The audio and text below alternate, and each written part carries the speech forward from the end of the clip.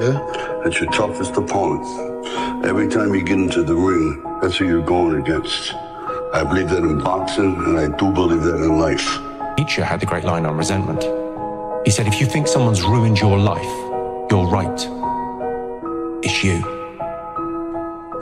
People have this reoccurring nightmare that there's some thing, some force that's got a hold of them and it's holding them down and they can't break free. No matter what they do, they can't break free from that force. Well, I'm here to tell you that that thing in your nightmare, that thing that's holding you back, that thing that's dragging you down, that thing is you. There's no hacks, bro. It's you against you. You against you. And if you misunderstand that, you have a real problem. If you misunderstand what I'm saying right now today, the problem is you. And you don't want to fix it. If you don't change what you're doing and how you do it, nothing else will change.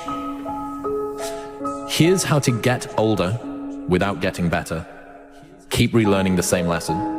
If you keep making the same mistake over and over, the mistake isn't the problem.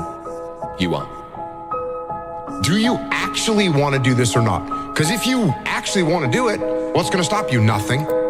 And if you don't really want to do it, what's going to stop you? Just about anything that comes up. Just about any obstacle that gets in your way becomes an excuse not proceeding down that path. Your excuses will destroy you and take everything that you ever wanted from you if you let them. Go try and accomplish something that's hard. You may win, you may lose, you may succeed, you may fail. I'll tell you what, you'll be better. And you're going to fail. And you're going to fail, and you're going to fail, and you're going to fail, and then you're going to win. And I don't blame them. But don't be mad. When you're laying there in your bed, and you're in the hospital, and you're 70, 80, 90 years old, you're thinking, man, I feel like I didn't do something. Because you did. You didn't do it. You didn't do shit. You may have lived a great life, man, but you're always going to feel empty inside. Your biggest enemy is you. My whole book is about you battling yourself. People don't understand it's you against you. The only person that gets in your way is you. Nobody else. It's you. You know, the war that you have to really fight is the war against yourself. You have to fight the war against yourself. Now, it's not easy to look in the mirror and to change your own life. It's hard as hell. You have to take responsibility. You have to learn new things. You have to feel uncomfortable. Good, because discomfort is how we grow. That's how we become strong. If you run away from discomfort and resistance your whole life, you will always be weak. Motherfucker is you versus you. And it makes me so mad. Every day I walk this earth and I see average all over the place. And they want to ask me, how did you do it? I can't tell you how, because you're not gonna do it. You're not gonna do it. You're gonna continue being out, because every day you wake up, like he says, like get the coffee, make the pancakes, kiss the girl, kiss the kids. You wake up, right to work. Immediately your mind is in action. No one wants to do that. No one. And I don't blame them. If you want to be successful, you have to change this. This has to change. What makes it hard is your lack of belief that it can happen for you. See, but you got to change though. If you keep doing what you've been doing, you're going to keep getting what you've been getting. So if you're at a place in your life and you ain't happy with it, you have to change some things. If you believe it, if you really believe that you could be something, if you have that little voice in your head saying, hey, you got talent, you could do this, then follow that voice. Imagine that you're in a movie, and imagine the movie begins now, and you're the hero of the movie. What would that guy do? What would that guy do right now? Because you are. If you are able to get up every morning, have no passion, no drive, no motivation, no shit, and still get up with that kind of fire, you will be successful in life. I guarantee you that. And there are those of you in this room, you are great. You are phenomenal, and you're not walking in it because you don't know who you are and what you want. You are capable of doing anything. You are capable of all of it.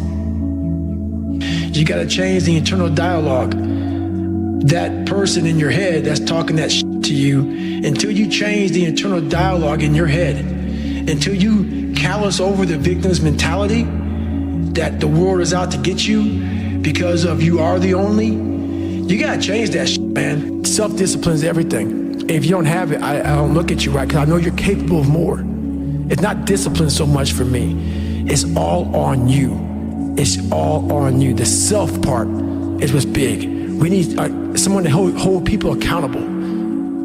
That shit, man. We count on people too much to get us through it. And we look to our right, we look to our left, we're looking for help. And if you can build that self, you can build that total accountability in oneself. And it's not about being selfish. I'm trying to create a better me, so hopefully people who are hearing this are taking it the right way, can say, I can run a mile. It ain't about running 205. I was doing 4 hours being a city. It ain't about all that shit. It doesn't matter. I want you to see how far you can go. And that's all it's about, yourself. Well, what you're willing to forego today's pleasure for tomorrow's advantage. You were blessed with a strong mind. Like, the hell you talking about? I was blessed with a strong mind. That's something that you have to develop. You develop that over years, decades of suffering, and going back into the suffering. Because human beings need to hear this. They need to stop hearing these hacks on this and that. There's no hack, bro. There's no hack. Yeah, you may this and that and saunas and all this that yeah, it's great. There is no fucking life hack. To grow that thing, how do you grow it? Do it, and do it, and do it, and do it. That's the hack. The hack is gonna suck. Everybody wants the view, but no one wants the climb. I just beat me. If I can keep beating myself, if I can keep doing that, then that means that I'm in a battle with the only person that I really want to beat, and that's me. If I can continue to outdo me from the day before, then I'm ahead. Is when I realized a human being, we have the ability to go in such a space if you're willing to suffer, and I mean suffer. Your brain and your body, once connected together, can do anything. And this 30 miles was the life-changing moment. I was out of it. I was in the worst pain of my entire life. I was, to me, on the brink of death. I was so driven, and I'm not gonna say motivated, because motivation's crap. Motivation comes and goes. When you're driven, whatever's in front of you will get destroyed. You lost that fight, Rock, for all the wrong reasons. You lost your edge. All right, I know your manager dying had you all messed up inside. But the truth is, you didn't look hungry. Now, when we fought, you had that eye of the tiger, man, the edge. And now you gotta get it back. And the way to get it back is to go back to the beginning. You know what I mean? Maybe we could win it back together. Eye of the tiger, man. Why'd you have to come here? I have the plan. Get back there. Here's the big challenge of life. You can have more than you've got because you can become more than you are. That's the challenge. And of course, the other side of the coin reads, unless you change how you are, you'll always have what you got. Set a time to train at that time. Set a time to go sleep at that time. Set a time to get up at that time. Don't tell yourself you need to do something and then don't do it. That's what I was talking about with Ariel. I knew in my head I was saying, get up at this time. I didn't get up at that time. Train at this time. I didn't train at that time. Don't eat this. I ate that.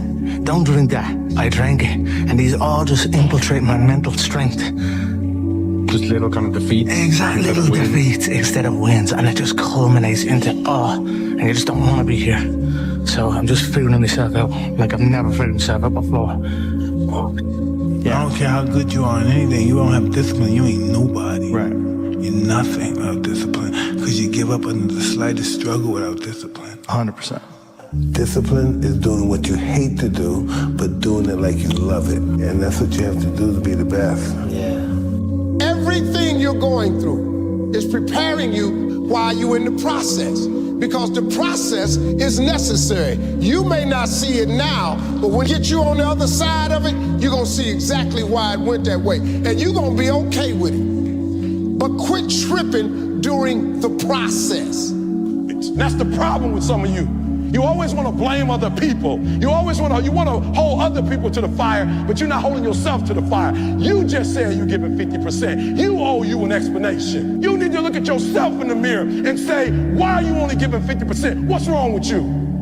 You need to put yourself on punishment. No, we working out now. No more alcohol, not right now. I can't handle it right now. You need to tell you that you owe you something. You walk out of this room, you owe yourself. I didn't get here making excuses.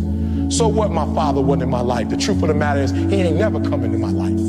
So what, I'm gonna wait for the rest of my life for my man to come? He ain't coming. Because you gotta just stay locked in and stay focused. And as long as you know what's true, you know what I mean? Yeah. People are always gonna say something. Always, they're gonna try to have some type of narrative or whatnot, but as long as you know what's real, I think that's what can help you keep your sanity. Being on your deathbed and standing around your bed, the ghost of the dreams, the ideas, the abilities, the talents given to you by life, and you for whatever reason, you never pursued those dreams, you never acted on those ideas, you never used those gifts, and there they are standing around your bed looking at you, saying, we came to you, and only you could have given us life, and now we must die with you forever. And the question is, if you died today, what dreams, what ideas, what leadership, what books, what gifts will die with you? What if you live your whole life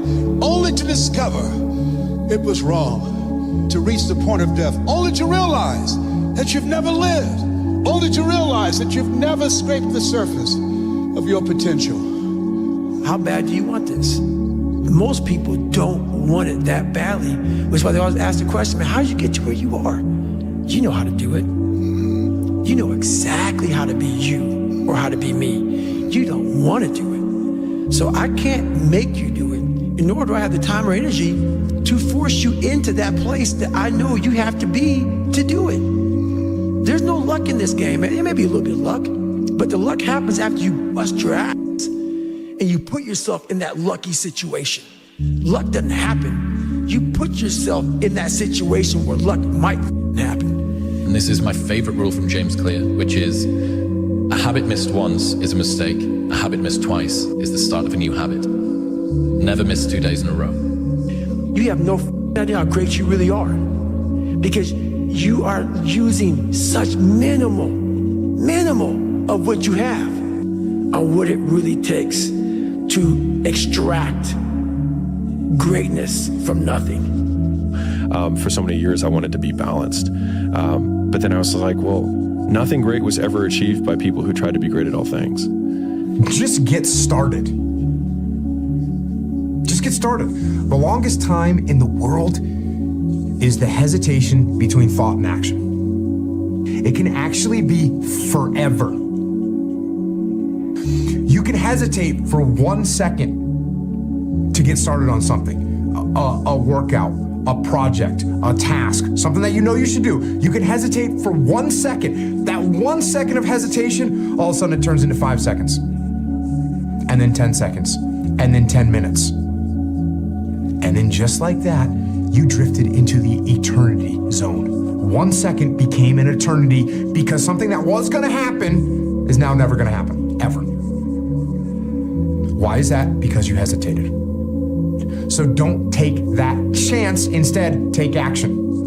A body in motion tends to stay in motion. A body at rest tends to stay at rest. You've had enough damn rest. Go take action. I need you to confront you. I need you to confront you because you're the one holding you up. I need you to confront you. I need you to look in the mirror and tell you, you are not gonna do me like this no more. You're not gonna continue to sabotage me. You're not. You're not gonna keep procrastinating. I need you. You're not gonna keep thinking like that. I need, listen to me. This is the one thing I get so frustrated with humans. I get upset with humans when you go out to eat and they don't bring your food out the way you want your food out. And you are so upset and you let them have it. But then you disappoint you when you don't let you have it. You give you a pass. You give you a pass. You're not where you're supposed to be financially, and you gave yourself a pass. You know you're better than that. You know you should be further in life, but you keep letting you slide. It's time you punish you.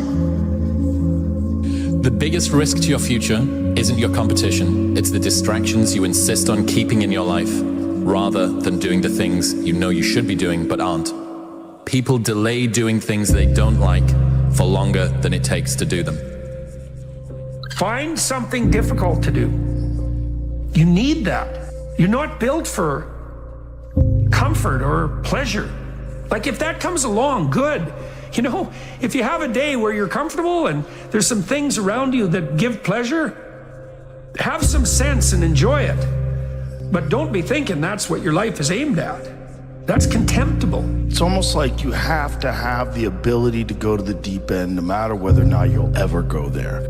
And some people are like, well, I'm never going to go to the deep end. But you should be able to.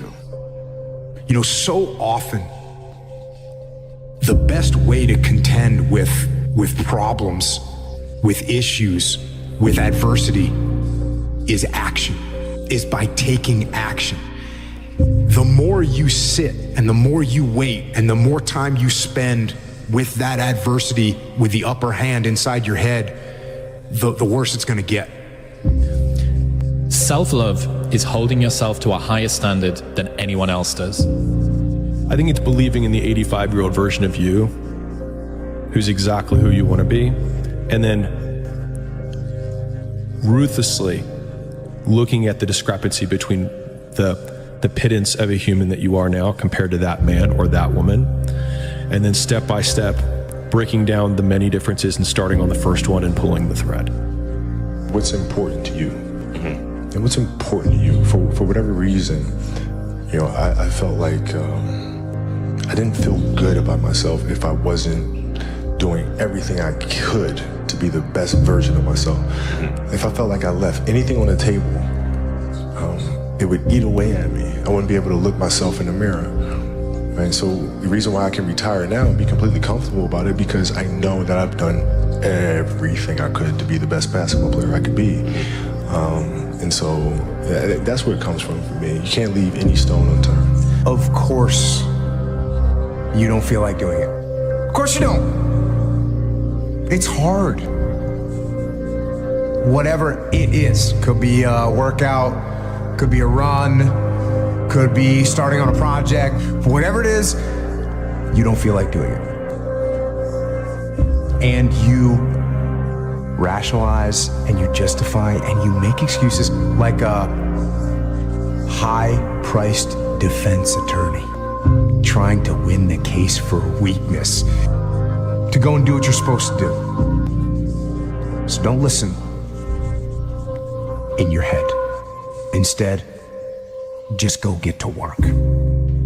So if you wake up in the morning and you don't want to do something, you don't care enough about yourself.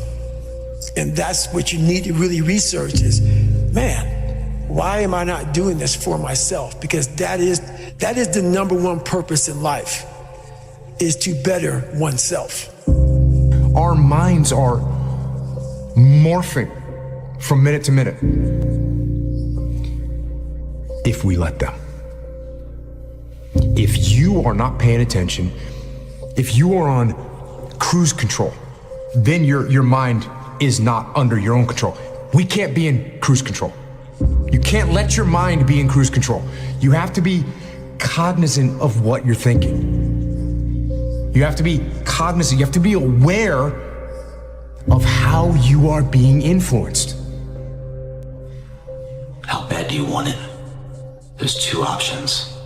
To continue forward, pushing upward. And if you do, that dream is given birth, and forever you will live in the reality of it.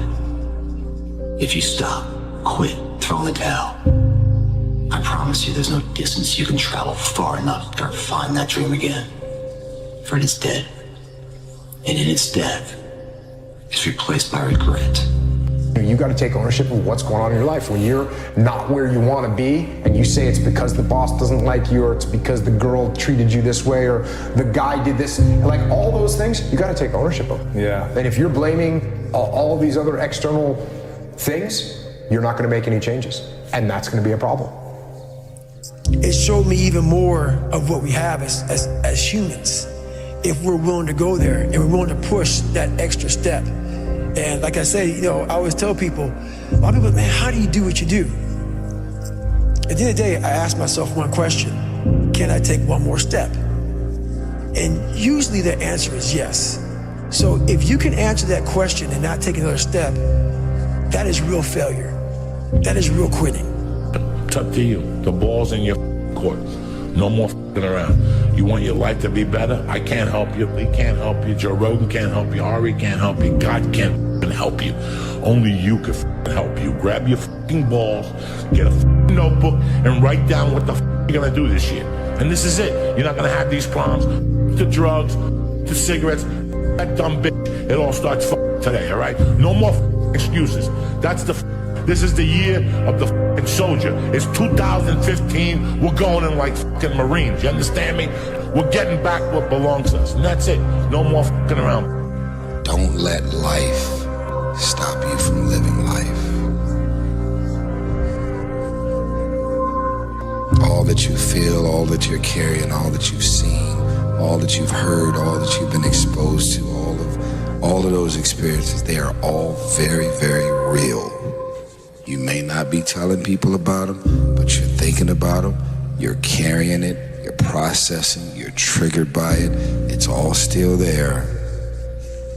But do yourself a favor and make the decision that you're not gonna let life stop you living life.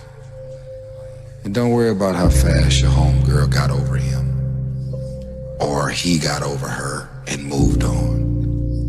You run your race, and you'll feel much better about it in the end. Don't tear nobody down because they want to be celibate for 2 years, and you may have been single for 2 weeks and you out fucking partying. Don't judge nobody on either side. Everybody has their process, and I'm in the middle of mine. Successful people see opportunity in every failure. Normal people see failure in every opportunity. Both are right. Only one gets rich. A lot of people want to be successful, but they want to go to the club on Thursday, on Friday, on Saturday, on Sunday, and then on Monday, they're getting outperformed by everybody in the office, and they're wondering, why don't I get the raise and the promotion? Shut your ass up. That's why, man. Get to work, and that's something that I do. I don't give a fuck about the social media, about even hanging out, man. If it's not productive to what I'm doing, I'd rather just get some rest time and go to sleep than go to a bar and have a beer with somebody. You think you're the only man on this planet that's sad? Say, Dwayne, I'm going through depression. Well, welcome to the world. Welcome to the rest of us. You think I don't go through depression sometimes? You think I don't get sad sometimes? You think I don't just feel wore out and burnt plumb down to the bottom of my soul? We all do. We all do. Life is not easy. It is not. Don't try to make it that way. Life's not fair. It never was. It isn't now, and it won't ever be. Do not fall into the trap, the entitlement trap, of feeling like you're a victim. You are not. Get over it and get on with it. And yes, most things are more rewarding when you break a sweat to get them. It's like when Kobe said, I was chasing perfection and excellence, even though I knew I would probably never catch it. But just the fact that I was willing to chase it, I would defeat most of my opponents, because most of my opponents would never chase something that didn't have any guarantees attached to it. You are your own competition. There is nobody that can judge your actions but you. If I'm putting, like you said, if I'm putting 100% into my life, I'm going to put 100% into my play when it's time for me to play. Right, if I'm putting 110% into me and my family, I don't care what it is that we do, I'm going to give it 100% when it's time to enjoy ourselves on whatever level we want to do. That's my decision. Your life was basically the perfect grounds for training for where you need to go in your life. All the beatings, all the bullying, all the, you going through learning disabilities, all the struggles, it was the absolute perfect training ground for you to go to where you need to go. And that's how I started looking at my life versus woe is me, poopy pants, kick a rock down the street mentality. It was, God just hooked you right the f*** up. He hooked you right up, man, with the perfect place. You were training. For the first 18, 19, 20, you were training for this stuff, man.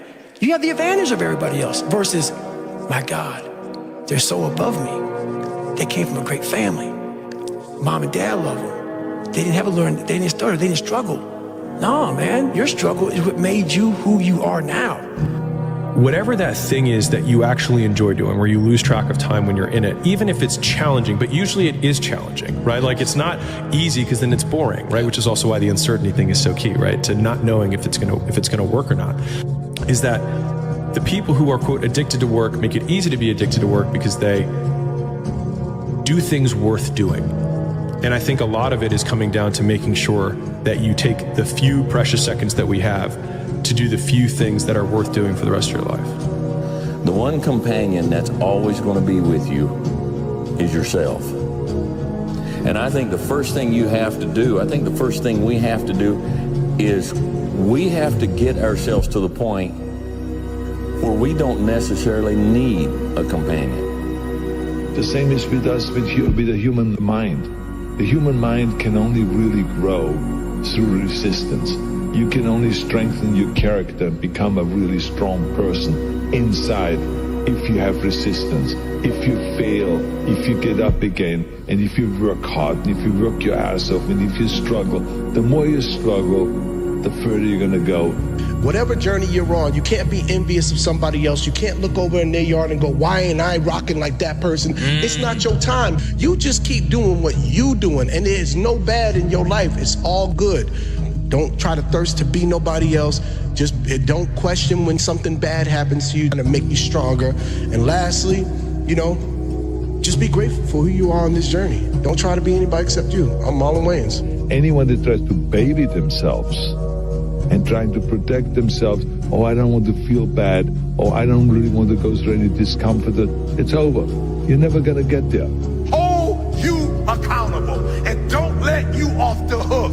You know you better than that. You know you should be further in life, but you keep letting you slide. Master, I'm not telling you how to punish yourself, but no, I mean that. Write it down. First, I need you to hold you accountable. From now on, you're not going to hold any other human more accountable than you hold yourself. What I've learned is to always keep going. Always. I've come to find out is that, no matter what happens, the storm eventually ends. And when the storm does end, you want to make sure that you're ready. And so I've really learned to put one foot in front of the other, good, bad, or indifferent, because eventually that storm passes.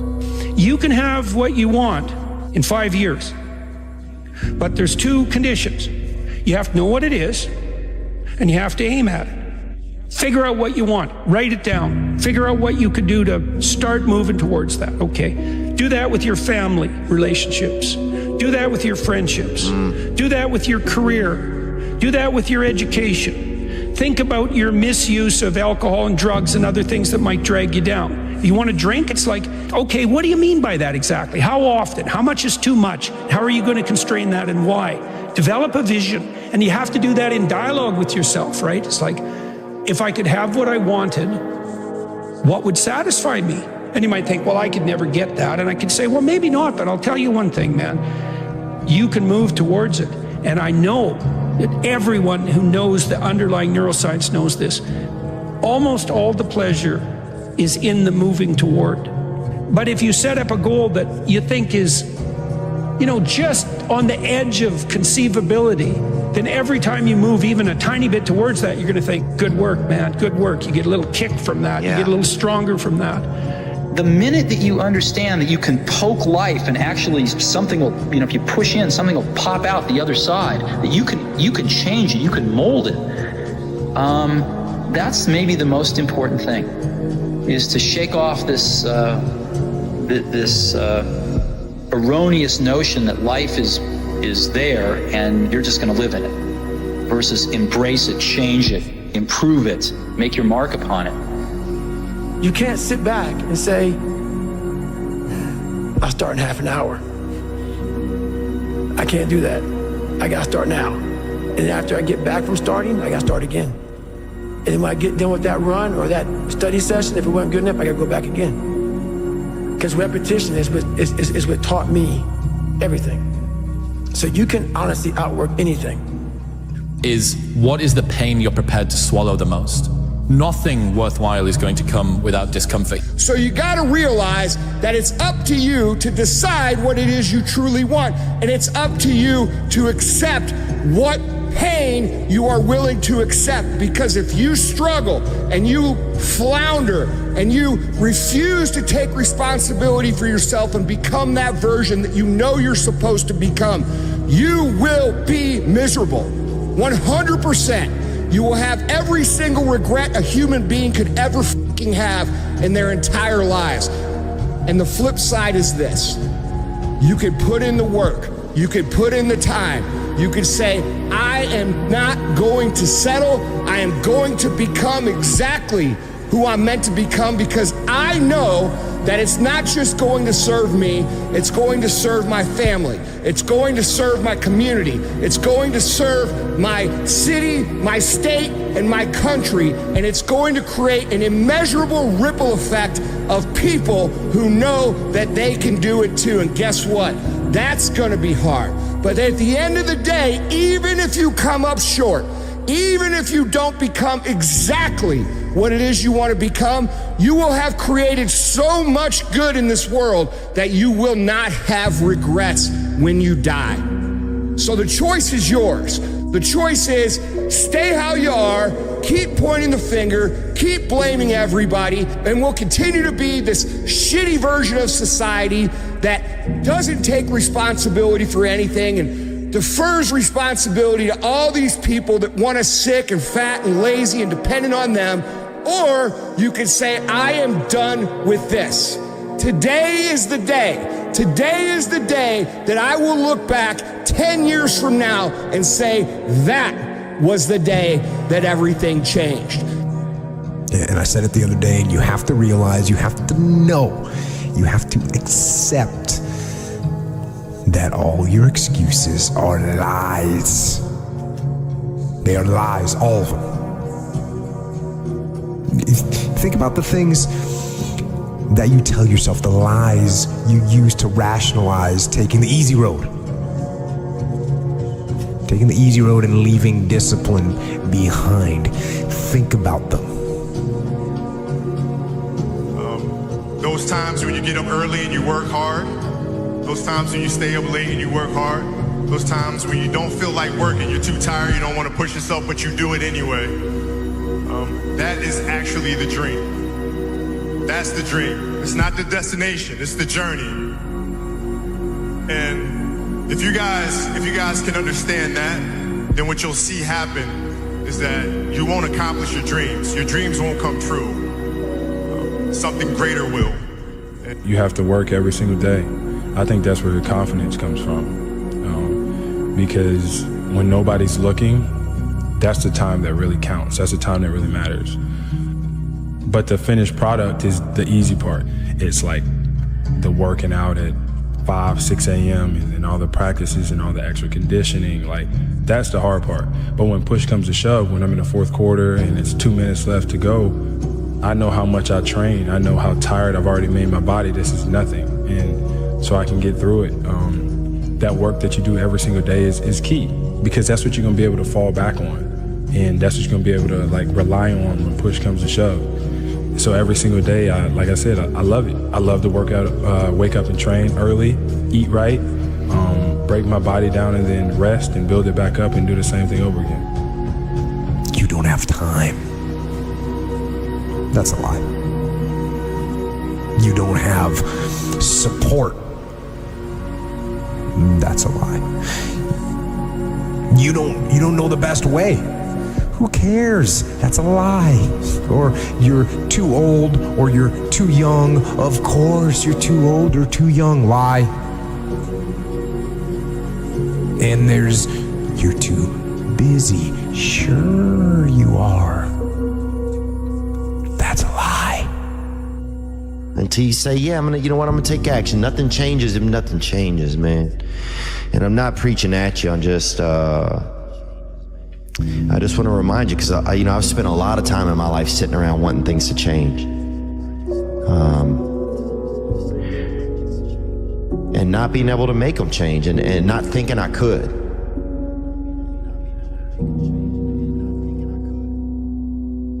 And I wish somebody had told me that earlier sometimes, that in order for something to change, there needs to be change. Most people will not understand your obsession, your drive, and your determination. Success is a lonely journey. That's just a reality. And most people are not going to understand why you're so driven, why you're so obsessed. And if you try and make them understand, you're going to end up frustrated. The best advice I can tell you is go on the journey by yourself. It is the best journey, man. Leveling up, making more money, losing weight, getting fit, becoming the best version of yourself is the most awesomest journey you will ever go on. But it's a journey that you will probably go on by yourself. Most people will not understand the level of obsession required. They will not understand the level of drive and determination that it takes for you to become that person. And when you try and help them understand, you'll find yourself frustrated. I remember when I first started comedy, my dream was to one day headline Madison Square Garden, and I would tell people that, and they would all usually roll their eyes, or they kind of laugh at the notion of it. I told you that was my dream. Boy. And I said, one day I want to headline Madison Square Garden, and I remember you stopped what you were doing, and you looked me in the eyes, and you said, I'll see you there. Wow. And it was really important to me, because I felt like I wasn't the only person that believed it could happen. Wow. I'll never forget one time I was running by a graveyard when I was just trying to become, I was fat. And I ran by a graveyard and I looked out there and I have all these epiphanies, man. I have all these moments of it's crazy, man, of just thought. Cause I'm always by myself. I'm always in deep thought about how to be better. And I look out there, I'm like, man, I wonder how many of you motherfuckers in there and just are so upset with how you lived your life and fucking just regret how you lived it. And I'm running a 300-pound man thinking, man, don't fucking die like this, bro. It's not your daddy. It's not your boyfriend. It's not your boss. You are the solution to your future. We all like to take this 4-lane highway, the easy highway. It has fucking signs, it has restaurants. We all love that 4-lane highway. We always step over the shovel. And all I did was I picked up that shovel, and that shovel, I made my own path. And you may have big boulders and shit. They may be getting 200 miles up the road faster than you. But going through this path of life, this journey over here that you make yourself, that's incredibly difficult. When it comes out the other end of that motherfucker, some glorious shit that you can't even explain to people. And we're afraid. Bottom line is, most of us, even the people who have all these theories and shit, it's easier to accept the fact that I'm just not good enough. I wasn't made to do that. And yeah, some of us can't be LeBron James. But I'll tell you right now, man, we can do a lot of shit when it comes to this pure arm guts and willpower and getting through shit. We have a lot more than we think we have. A real man in the dark, when nobody's watching, he putting in work. A real man, when coach ain't even watching, he's studying film on his own, because he loves the process.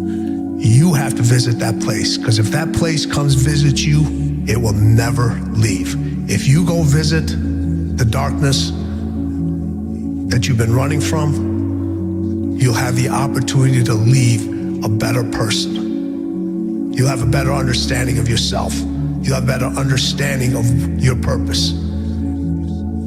But if you don't take that trip and the darkness comes visit you, it's a guest that will never leave. Are you in a place where you are ready to actually shift and do and execute on why you're here? All of that is foundationally on your own self-awareness of who you are, being okay that you suck at most things, being accountable, and most importantly, finally cutting out the cancer of insecurity out of your body on the things that have always been there by shedding light. Don't be upset by the results you didn't get from the work you did not do. Don't be upset. Don't be upset you didn't do it. Don't be upset you didn't get the results because you didn't do the work. Don't be upset. I don't want you to be upset. I don't want you to be angry. I want you to be like E.T. I didn't get the result because I didn't do the work. Bottom line, I didn't show up on time. I didn't do what I said I was going to do. I hit the snooze button. I made an excuse. I didn't make adjustments, right? I need you to understand. Look. Don't be upset with the results you didn't get because of the work you didn't do. And how do you deal with regret? I mean, ultimately you learn from those. So no. Because even the regrets, the bad things or the stupid things, you learn not to do bad things or stupid things. All those things are beneficial in some way if you can get through them. If you the dumb shit that I've done or the bad mistakes that I've made, they've taught me. You learn. That's why failure is so important. Failing and fucking up and making mistakes, it's very important. That's how you learn. That's the bad feeling that you get from something that you shouldn't have done or wish you didn't do or wish you did better. Especially failing at something where you half-assed it and you just feel like a loser. That just teaches you. It teaches you to get your shit together. I was like, if I set my goals high, I'm gonna hit something. I literally said, if I go aim for the moon, I'm at least hit the mother stars. You'll only go as far as you dream. I tell that to comics all the time. They're like, I just want to make a living on it. And I'm like, that's all you'll do. You gotta dream big. Yeah. But fuck universe doesn't reward humility, man. You might be humble with everybody else, but you gotta tell the fucking universe, hey, I want to be bigger than life. Yup. Yeah, but you don't understand my life, David. Yeah, I do. That's the thing about it. A lot of folks don't I get that mentality. I once had that mentality that no one understands what the fuck I'm going through. And if you keep that mentality, you're gonna stay in the same exact spot that you're in, that no one understands me. There's millions of people. Why do you think a book that I self-published, is doing so well? With a story that's so fucked up. People are like, I'll never forget when I went to a publishing house, who's gonna resonate with this story? No one's gonna buy this book. I'm like, are you not in the world? Are you not in society?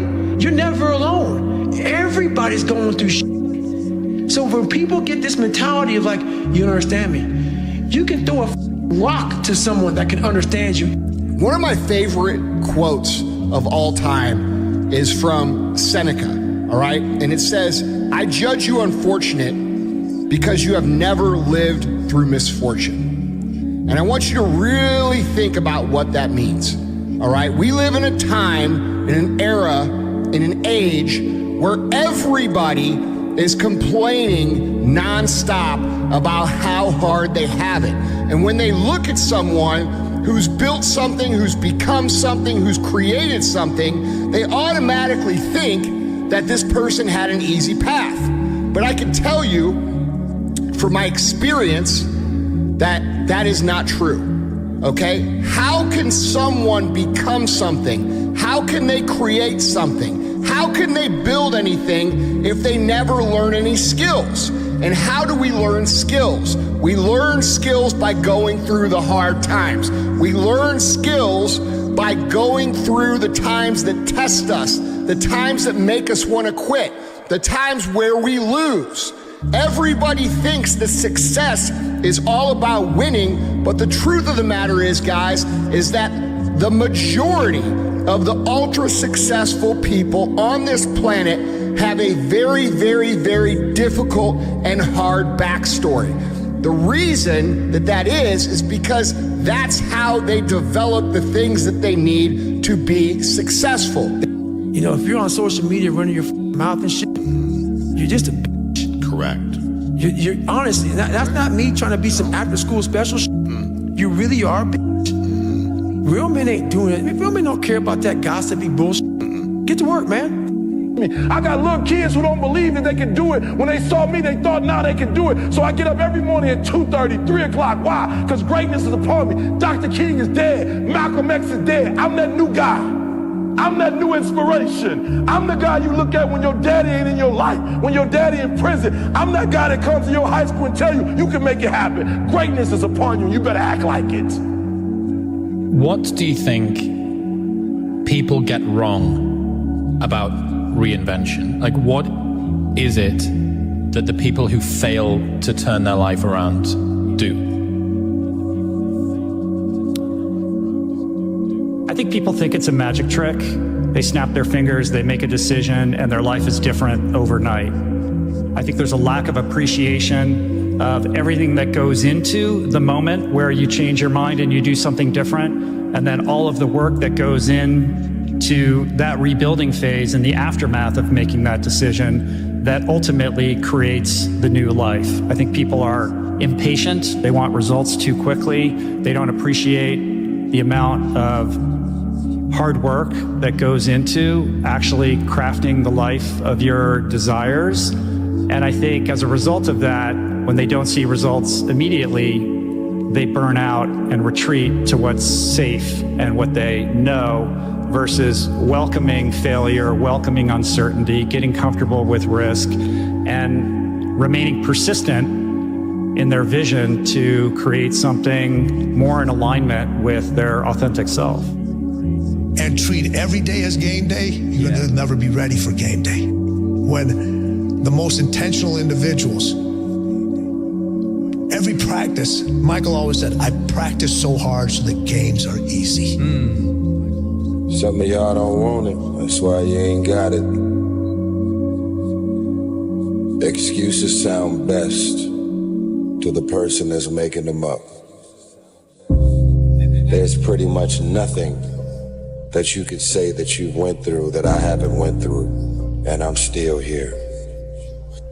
Stop feeling sorry for yourself. Get off the pity potty. Wake your ass up. Awaken the beast inside. Get in shape. Get off the pity potty. Stop looking for the new pity committees. Running around telling everybody your sad and sob stories, trying to get people to show up to your pity parties and your pity parades. It's time to take shit to another level. You got a problem with your life, you got a problem with your environment, do something about it. If you ever see me in a Rolls Royce, a private plane, a 6 or 7 star hotel, living my life to the fullest, don't hate on me. Don't get jealous of me, because I worked my ass off to get it. Everything about my life and career, I've earned it. Ain't nobody gave me shit. Nobody handed me nothing. If you want it, go get it. We're in a culture that is driving everybody towards this idea that happiness is purchased through luxury, comfort, and ease. 100%. The truth could not be, more different from that reality. That if you want to find peace with yourself, self-understanding, self-knowledge, self-esteem, all of these things are going to be found only through evaluating what your normal is and putting yourself in situations that you don't want to do. There's a stimulus and there's a response. What happens in the box inside of your head does not matter. If you respond a certain way, you have learned. And if you continue to see the same stimulus and you don't respond the way you want to, you have not learned. So you need to learn. Don't waste your time. Do you know that everybody alive gets exactly the same amount of time we get all there is? It's what we do with it that makes a difference. Don't waste your life. Set your goals high. Quit thinking about what's wrong. Start thinking what's right. Love a little more, hate a little less. You have no idea what you're capable of doing. Make up your mind today, you're going to figure it out. There was no passion, no drive, no nothing. But I had this fire that I'm going to be somebody. And it has to be there because on all those bad days and all those days you don't want to do it, you have to be your own motivator, your own coach, your own trainer, your own everything. And what that means is you may have failed miserably yesterday, but you come to work, people are like, man, you just lost everything. How the hell are you this fucking damn motivated? Because this is what it takes. It's not about the shoes. It's about knowing where you're going. Not forgetting where you started. It's about having the courage to fail. Not breaking when you're broken. Laziness is something that has to do with you. You're not connected to something deep enough. You don't feel the necessity. You don't feel the devil at your heels. You don't feel the fact that you could very well die tomorrow that will impel you to get something done. There's no necessity behind it. And the human animal, the way we were created, is when we feel pressure, we feel the necessity to get things done. We can move mountains. But when that pressure, almost like a barometric pressure, releases, and we don't feel the need to get something done, we can become incredibly lazy because there's no necessity. So you have to create necessity in your life. You have to create the need to get things done. Why do that much? Why go that far? Why try to become everything? That's a good question, why? And you're the only one personally that can answer that question for yourself. One of the big thrusts for success is to come up with a strong enough why. And if the why is powerful, the how is easy. If the vision isn't clear, the old prophet said, without a vision we die, without a vision we perish, without a dream we're nothing. Most people, the bottom 80%, are lazy. They're looking for an easy way. They're looking for a shortcut to be successful. And there aren't any. But if you do something repeatedly over and over, you develop a habit. So most people are in the habit of looking for easy ways to get the things they want. It's almost like you have to have the ability to go to the deep end no matter whether or not you'll ever go there. Right. Yes. And some people are like, well, I'm never going to go to the deep end. Mm-hmm. But you should be able to. Yes. What are you willing to give up? What are you willing to sacrifice? What are you willing to forgo? If you're struggling, if you're frustrated with yourself, if you're at that point where you're so sick of yourself and your excuses, I've been there, Stephen's been there. This is a normal part of the human experience. And at some point, either the pain is going to get big enough, or you're going to bump into somebody's story somewhere on this planet who has been in the position that you're in right now, facing the stuff that you're facing right now. And there is something about their story at this exact moment in time that will ignite something in you that is missing. And what is missing in you right now is hope. Here's to the crazy ones, the misfits, the rebels, the troublemakers, the round pegs in the square holes, the ones who see things differently. They're not fond of rules, and they have no respect for the status quo. You can quote them, disagree with them, glorify or vilify them. About the only thing you can't do is ignore them, because they change things. They push the human race forward. While some may see them as the crazy ones, we see genius. Because the people who are crazy enough to think they can change the world are the ones who do. Playing out the fear, Layla says this, and I love it, but that fear is a mile wide and an inch deep. And so it looks like this ocean that you're going to step into and drown. But as soon as you step into it, you realize it was not that deep at all, and you can keep walking through it. And I just love that visual, because a lot of times when it's like we have this anxiety around this big decision we have to make, if you actually take the step and realize that it's not death. You're not going to drown immediately. There's plenty of other steps you can take from there, even if you get a little wet. You have to be open-minded to the possibilities that I can do this. Once you shut your mind down to the possibility that it can be achieved, there's no way it can happen. Is there advice you can give to young kids that are living through a situation of any sort, a tough life? Try to find a thing that you really enjoy. Try to find a thing that you're passionate about. Everybody thinks they're a loser. Every young person thinks they're a loser. At least a young person in the situation I was at. Like, I didn't know I wasn't a loser until I started winning, until I started doing martial arts. Martial arts taught me that, like, I could get better at stuff, that I wasn't really a loser. I want to maximize what I can. I want to be the best that I can be. I want to do things well, and I don't want to leave stuff on the table, but I don't want to be chasing the end goal so much that I never actually enjoy the process of getting there, because ultimately that's really all that matters. But you're going to look back at any destination and realize that it was 99.9% journey and only, one day of celebrating achieving the thing. You're lazy, you know exactly what to do. Exactly what to do. Because even me, in my state of, I can't read and write, I knew exactly what to do. It just sucks doing it. Hey Theo, this is Greg from Indiana. I actually just wanted to call and tell you, so I was at work the other day, and I've just been kind of in this rut at work. It's not a bad job, but I just really want to get out of it. So I was catching up on some of your podcasts, and you said something that resonated with me. You said, nothing changes if nothing changes. I thought about it, and I went home and I applied for a job I'm probably not qualified for, but I was like, I'll take a shot. And the next day I get a call from them, have the interview, goes well. She said she's gonna set me up with an in-person interview.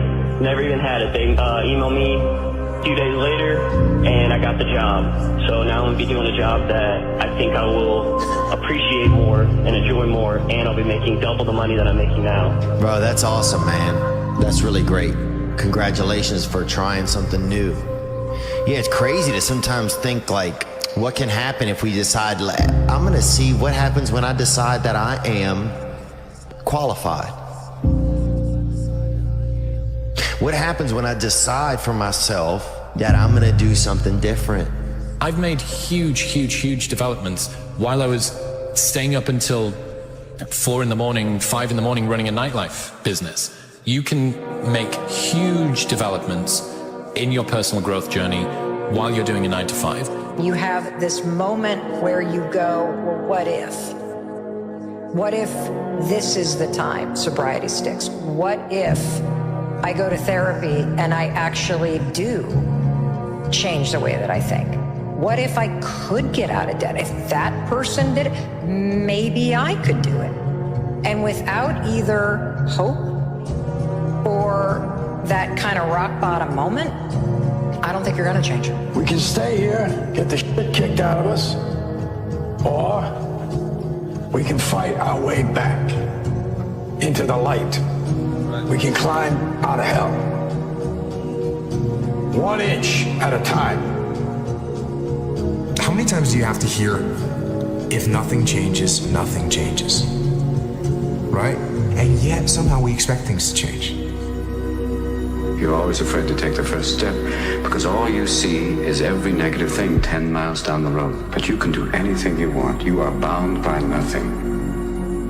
The time come for you to be your own man and take on the world, and you did. But somewhere along the line, you changed. You stopped being you.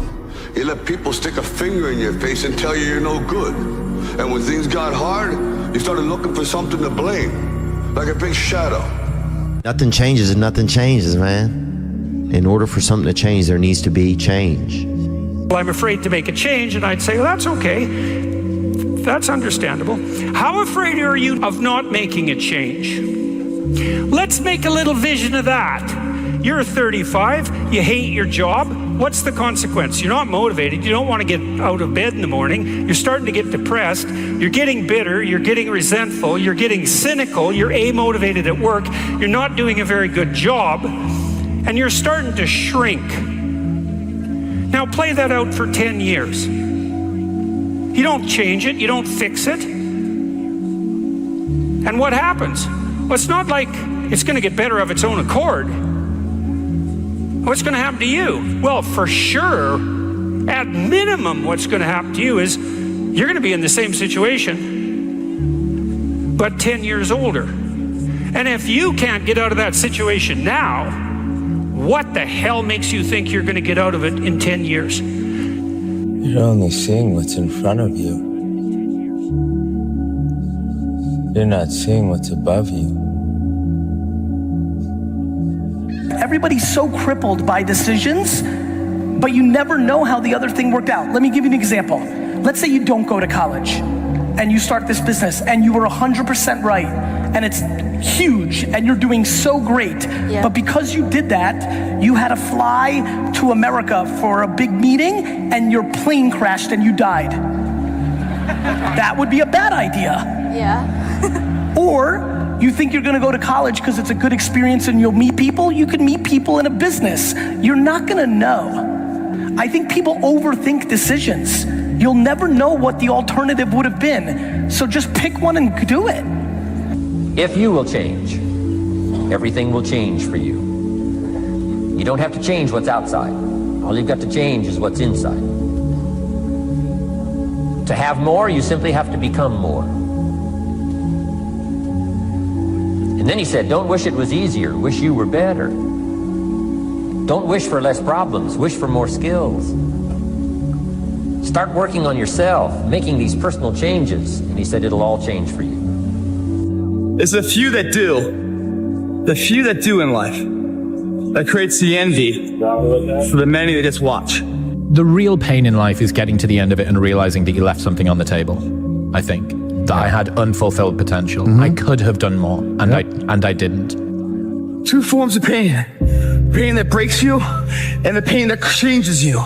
That's the pain of a change right there. That's the pain of progress. The pain that destroys you isn't this shit. It's later in life knowing you could have been more, and all that's left is you and the fear and tears of a possibility left that you allowed to die. Own your life, guys. You get every opportunity. There's no excuse not to be the hardest worker in the room.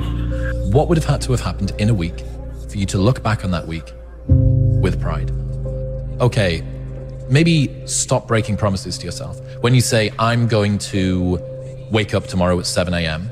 and when the option comes to hit the snooze button, don't do it. There's one win that you've got for the day. That's action. The path of the exceptional person is one of an exception, which means that you are not with other people. And rather than fighting that or bemoaning it, see it as an indicator that you're on the right path. Because if everyone else were cheering you on, then it means you're not in the right place, because it means you're just like everyone else, and that's not where you want to be. I would say ask her out. No matter who she is, whether she's a job or a new city or an actual person, you know, whether she's an opportunity or a fear, whatever she is, man, ask her out. That there is a way out, that there is a way to do more, to get more, to obtain more. But I personally don't want to lose all that I've been able to get. So I need to make sure that I do everything to keep it. So I can't be content. You know, we're all writing a book. What's your book look like? What does your book look like? Like your life is a book. You got a bunch of chapters in your book, but when they close that book, how good was the book? You know, there'll be times where you succeed and there are times that you fail. And so wasting your time doubting whether you're going to be successful or not is pointless. It is. I mean, you just put one foot in front of the other, you control what you can't control, and then you see what the outcome is, right? If you win, great, you're going to have to wake up the next day and do the journey over again. If you lose, it sucks, but you're going to have to wake up the next day and do the journey all over again anyway, right? So it's really pointless to sit here and debate or have doubt or this, that, and the other. You train as hard as you can, and you step out there and you let it flow. What is that thing that we wanted to accomplish? That thing you wanted to accomplish, that thing that has been gnawing at your gut, that thing that you think you have some passion about, that you want to take a crack at, that thing that's been in your crosshairs, that thing I'm thinking about, I want to accomplish it, I think I'm going to be good at it, I think I could make something of this particular thing. You know what? One day. I'll do it one day. This is day one. This is day one. That thing I have had in my crosshairs, that thing that I believe gets me out of bed, that thing that I run towards, that thing that I want to be passionate about, that thing I want to accomplish. Today is the first day. Today is day one. Why would you not go for it? Why would you not take a chance? At one point in time, you got to take a chance on you. Yeah. It's like, I've got one in life and this is it, and we're in it right now, and there isn't a second to waste. Let's do this. What are we doing? What am I doing? What's exciting? What's fun? What's and kind of stand or fall, it doesn't matter. There's a great Chinese expression, a great old proverb: the best time to plant a tree is 20 years ago, the second best time is now. What one great thing would you dare to dream if you knew you could not fail? If you knew beyond a shadow of a doubt that you could not fail, what one thing would you set as a goal for yourself? Because sometimes answering that question will tell you the one thing that you've been put on this earth to accomplish. 75 years. That's how much time you get if you're lucky. 75 years, 75 winters, 75 springtimes, 75 summers, and 75 autumns. When you look at it like that, it's not a lot of time, is don't waste them. Get your head out of the rat race and forget about the superficial things that preoccupy your existence and get back to what's important now. Right now, this very second. Every morning when you get up, say over and over to yourself, do it now, do it now, do it now. I do it now, do it now. Whenever you have this tendency to procrastinate, program your subconscious mind with this automatic conditioned command: do it now, do it now, do it now. The key to overcoming procrastination is to develop a sense of urgency. Be the kind of person who gets things done quickly. Be the kind of person who launches fast on a task. Is that when it feels scary to jump, Ian, that is exactly when you jump. Otherwise, you end up staying in the same place your whole life. And that I can't do. There's a saying, when the devil ignores you, then you know you're doing something wrong. Wait a minute, I'm not done now. You know, the devil goes, oh no, leave him alone. Hey, he's my favorite. Don't bother him. Yeah. Conversely, when the devil comes at you, maybe it's because you're trying to do something right. You know, if every time someone asks you a question, you try to say the right answer, your entire life is a test. And when did you have the most anxiety in grammar school and high school? No question. On test day. No question. So your entire life become this test. I ain't trying to say the right answer. I am just doing what I feel. My mama said trying is failing. There is no ifs, woulds, coulds, shoulds. It just is, and we just are. But go out there and make something of yourself, for God's sake. Be an honest person and work and get to the top of whatever it is that you want to get to the top of. Stand up for yourself like a respectable human being and be a bit of a light on the world instead of a blight. The time is now. The time is now to express and for people to believe in themselves. The time is now for it to be okay to be great. People in this world shun people for being great, for being a bright color, for standing out. But the time is now to be okay to be the greatest you. Heroes and villains always have the same backstory, pain. The difference is what they choose to do about it. Villain says, the world hurt me, I'll hurt it back. The hero says, the world hurt me, I'm not going to let it hurt anybody else. Heroes use pain, villains are used by it. You and I are capable of doing whatever we can see. If we can hold it in our head, we can hold it in our hand. Don't waste your life. Set your goals high. Quit thinking about what's wrong. Start thinking what's right. Love a little more, hate a little less. You have no idea what you're capable of doing. Make up your mind today, you're going to figure it out. To develop the quality of being unstoppable.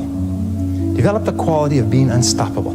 Say in yourself that no matter what life throws at me, it'll never stop me. No matter how rough it gets, I will never quit, and nothing will ever stop me. Make the decision that you can be tired, you can be worn out, but nothing is ever going to stop you. I'm always waiting for everything to be perfect before I live my life. I'm always waiting for everything to be perfect before I live my life. As soon as these things line up, I'm going to live my life. You can't wait for everything to be perfect to start living your life. And that's what I've done. My whole life has been like that. Inside of me, it has been, as soon as it's all lined up, I'm going to show you myself. As soon as I've got it all looking the way I want, I'm going to show up for you. I'm never going to get to that where everything's okay, where everything looks a certain way. And in the meantime, I'm burning the best time I do have available. I'm burning that candle up.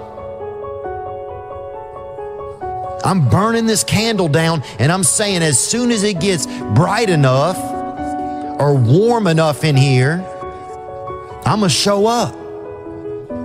But the candle's getting smaller. I had a difficult childhood, but there's no excuse for people not being able to do what they want to do. You can do anything that you want to do. So if you're young, don't give up. Don't say the world is just against me. That's not true. And the other thing that's so interesting about being alive is that you're all in. No matter what you do, you're all in. This is going to kill you. So I think you might as well play the most magnificent game you can while you're waiting. Because do you have anything better to do? Really? Why not pick the best thing possible that you could do? If times are hard, good things nor bad things last forever. But most generally, we are in control of our own destiny. You think when you're young that you have all this time. You have no time. There's no time. I mean, one of the quotes on the wall in the gym in there is, "There is no tomorrow," from Rocky III. You know, there is no tomorrow. That shit. Let's get all this done today. Just sitting around dreaming someday, you know, I mean, someday I'm going to get a different job. Someday I'm going to change this. Well, someday ain't a day of the week. You know, there's Monday, Tuesday, Wednesday, Thursday, Friday, Saturday, Sunday. Look on your calendar. Some days not on there. So you got to say, okay, I want to take this small step by here, this small step by there, this small step by there. And then pretty soon, you know, we don't leap tall buildings in a single bound. We take it a floor at a time. You know, greatness is not meant for a few chosen people. It's meant for those who persistently pursue their dreams every day and make that choice when they wake up. So just a mentality, really. Aspirations come from people that do amazing things, but they're really ordinary people just waking up every day doing it, doing the little things that other people aren't doing. So chop wood, carry water, I gotta stay poised is definitely something. And we all have this feeling that I came into this world. Now, it isn't true. You came out of this world like a leaf comes out of a tree. You're going to realize it one day. That happiness was never about your job or your degree or being in a relationship. Happiness was never about following in the footsteps of all of those who came before you. It was never about being like the others. One day you're going to see it. That happiness was always about the discovery, the hope, the listening to your heart, and following it wherever it chose to go. Happiness was always about being kinder to yourself. It was always about embracing the person you were becoming.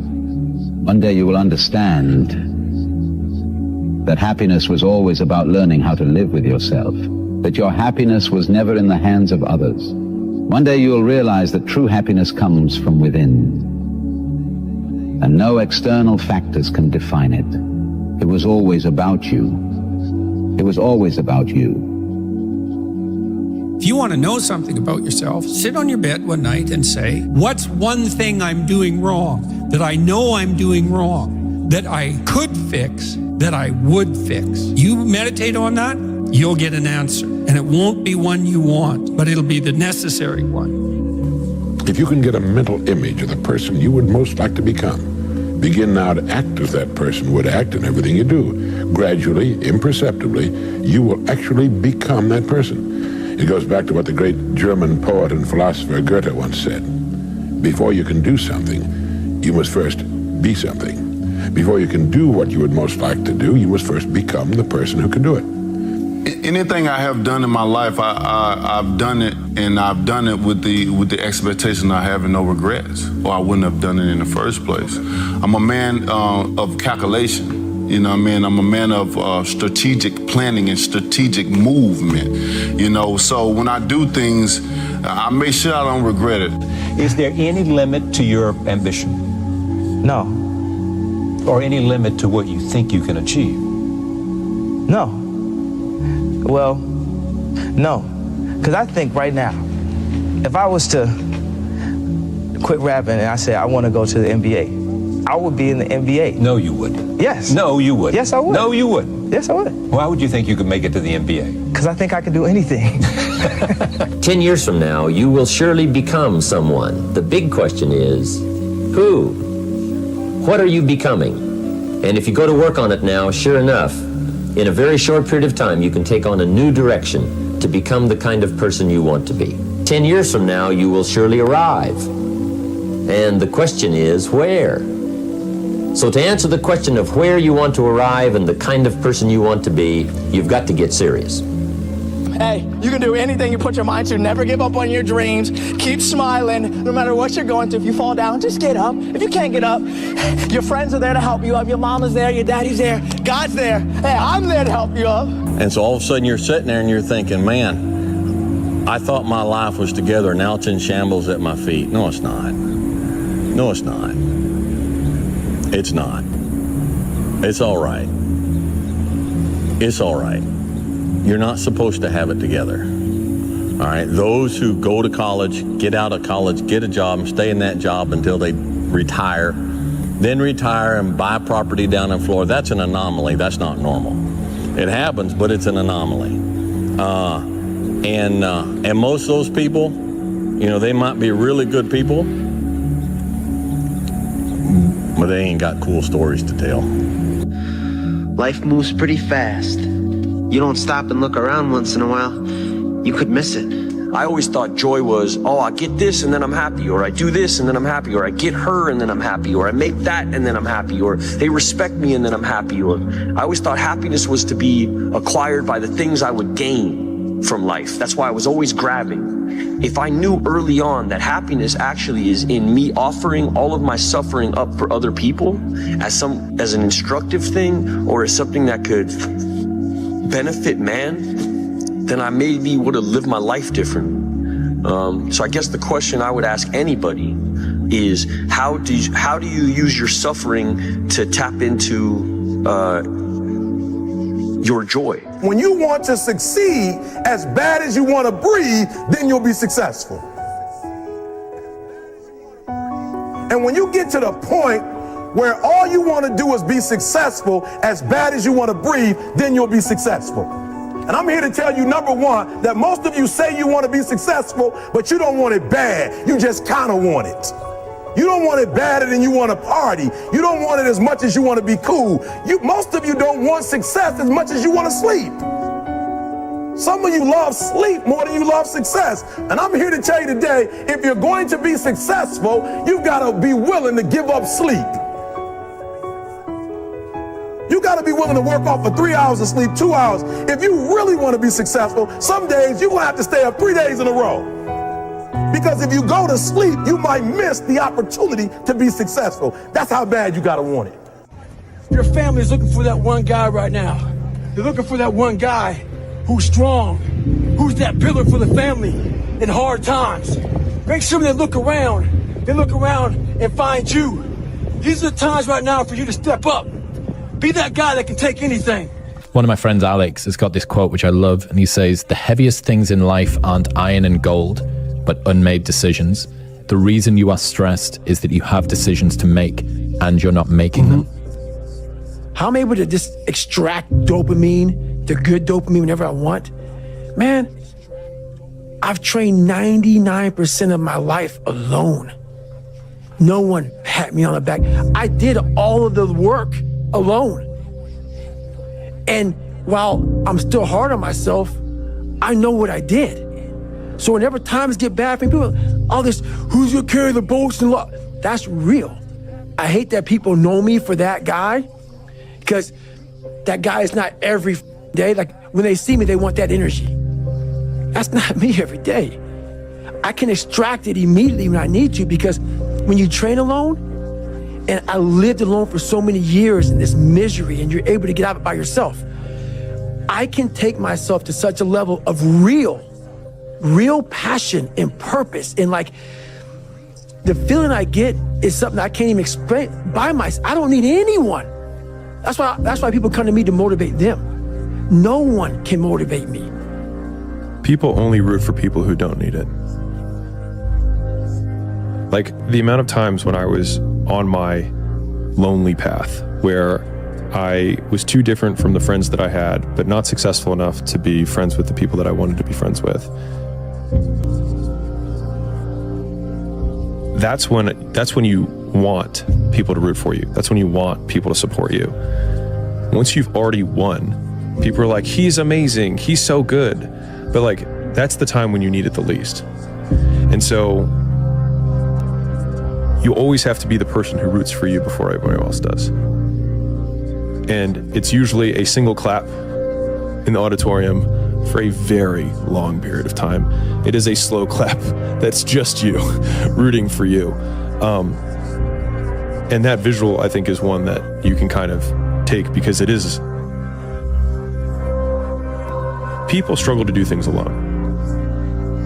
And the path of the exceptional person is one of an exception, which means that you are not with other people. And rather than fighting that or bemoaning it, see it as an indicator that you're on the right path. Because if everyone else were cheering you on, then it means you're not in the right place, because it means you're just like everyone else, and that's not where you want to be. Damn, man, what the hell are you doing? This guy will knock you on your ass. Come on, Rock, it's not a game. You want to live in the hospital for 5 weeks this time? You thought I was tough? This jump will kill you. He's trying to hurt you, Rock. He's trying to hurt you. Okay, here he comes. Jab. He's jabbing. He's jabbing. He's hooking. He's hooking. Damn, Rock, come on. What's the matter with you? Tomorrow. Let's do it tomorrow. There is no tomorrow. There is no tomorrow. There is no tomorrow. Look in the mirror and look at themselves. The problems in your life are your own dang fault. And so the answer into fixing the problems in your life are in your own dang hands. The responsibility for the well-being of your family, your wife, your husband, your children are yours. You know, some of y'all are motivated by broke. I'm broke, I'm stuck, I'm f***ed up, I can't do nothing. Some of y'all are motivated by just wanting to accomplish the things that you want to accomplish. Other folks are motivated by materialistic things. It's a very simple concept. If you want it, you gotta go get it. You think when you're young that you have all this time. You have no time. There's no time. I mean, one of the quotes on the wall in the gym in there is no tomorrow, from Rocky 3. You know, there is no tomorrow. That let's get all this done today. So whenever it gets nasty, David Goggins goes, you had nobody anyway, mother. So see how I'm talking myself right now? That's me. That fires me the up. That makes me nuts. You had nobody anyway, mother. Look around you. There was no team. It was you. There was no weight loss program or mom and dad waking you up saying you can do it, you can be better, trying to build belief. You built belief when you had nothing. Rock bottom. It's easy to give up. You know, Hell it's yeah. easy. It's the easiest thing in the world to do. I'm done. I ain't going. I ain't gonna keep going. Yeah, I don't feel like going to work. I'm done. Yeah, man. It's easy. It's very easy. But what's hard is going, yo, yesterday I got nothing from working as hard as I could. Nothing happened from that. I'm gonna do the same thing again today, but I'm gonna try to go harder. That's the hardest thing in the world. To get up every day and give 100% and be in the same position that you were each day, but mentally know that you're trying and trying and trying. That's a real grind. The bottom line is, no one's coming. No one. No one's coming to push you. No one's coming to tell you to turn the TV off. No one's coming to tell you to get out the door and exercise.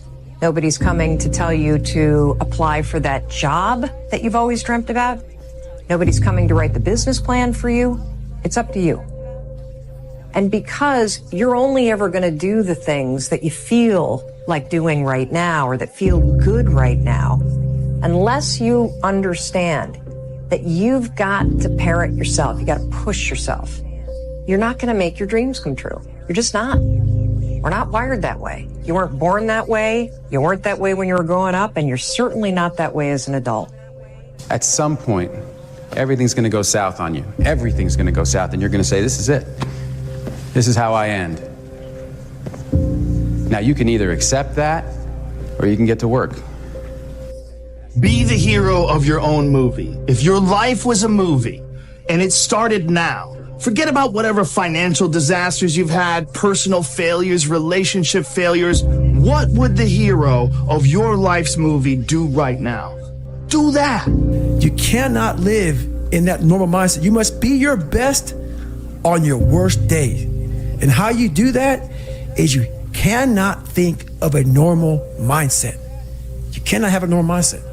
And I promise you, every single person who wants to do something with their life and has done something with their life has gone through the exact chapter that you're going through. And it's the lonely chapter. It's the chapter where you don't fit in with your own friends, but you don't have the outcomes yet to fit into a new group of friends. And you're doing this thing, you're consuming content on the internet, you're doing these free tutorials online to try and figure out how to set up a podcast and where do I host this thing? And then you're going through this and you're like, is this even worth it? Because you have no signs of success, right? But if there's anything that you can take away from what we're saying right now is that the sign of success is the hate that you get along the way.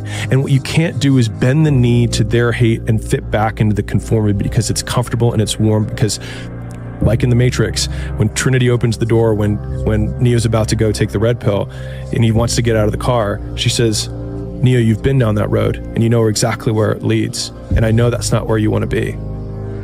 And then he closes the door. Like right now, this moment that you're going through is Trinity opening the door and being like, you could go back, but then you'd have to remember exactly what the reason was that you decided not to go out to begin with, just because you listen to this podcast and you consume this content, you're like, I can do more than this.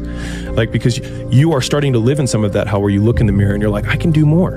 And you start to see the person that you could be. And you're like, this does start to feel like hell. It's all in your mind. Whatever you hold in your mind will tend to occur in your life. If you continue to believe as you have always believed, you will continue to act as you have always acted. You will continue to get what you have always gotten. If you want different results in your life or your work, all you have to do is change your mind. There's no passion. There's no motivation. There's no, oh my God, man. It's every day of your life just doing. No passion, no discipline, no motivation. All these words, I hate that so many people use these words now because it's watered. Where's passion when you're 300 pounds? Where's the motivation when you can't read and write? Where is it? So how did this happen? I just did. There's a great old proverb. The best time to plant a tree is 20 years ago. The second best time is now.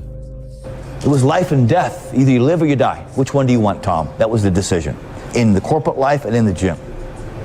But if you want something bad enough,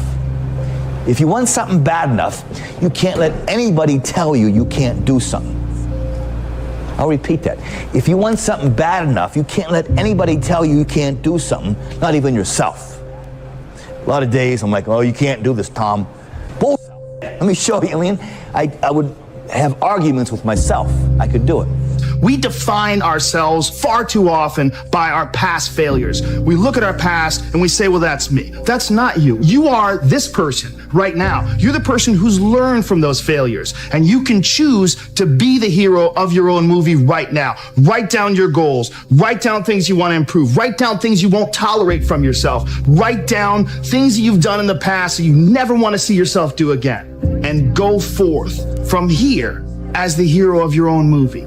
If you think the price of winning is too high, wait till you get the bill from regret. Everybody just wants to be comfortable. Everybody wants to sit in the car. I don't want to go outside, it's cold. I don't want to do this, it's hot. Like, you've got to do things that you don't want to do because you show your body that your mind is the boss. Your mind is telling your body what to do, and then you have control. Every morning when you get up, say over and over to yourself, do it now, do it now, do it now. I do it now, do it now. Whenever you have this tendency to procrastinate, program your subconscious mind with this automatic conditioned command, do it now, do it now, do it now. I don't care how good you are in anything, you don't have discipline, you ain't nobody. Right. You're nothing without discipline, because you give up under the slightest struggle without discipline. I mean, discipline is doing what you hate to do, but do it like you love it. Is that when it feels scary to jump, Ian, that is exactly when you jump. Otherwise, you end up staying in the same place your whole life. And that I can't do. How bad do you want this? If it's as bad as you want to live or breathe or sleep, whatever the hell it may be, I can work with you. But a lot of people, most people don't want it that badly, which is why they always ask the question, man, how did you get to where you are? You know how to do it. You know exactly how to be you or how to be me. You don't want to do it. So I can't make you do it, and nor do I have the time or energy to force you into that place that I know you have to be to do it. There's no luck in this game, man. There may be a little bit of luck, but the luck happens after you bust your ass and you put yourself in that lucky situation. Luck doesn't happen. You put yourself in that situation where luck might happen. Be the guy who embraces the ugly, the miserable. Be the guy who embraces hard work, the grind. Don't be afraid of being hurt. Don't be afraid of sacrificing some blood. Is that hard times create hard men. Hard men create soft times. Soft times create soft men. Soft men create hard times. We are now around soft men and hard times.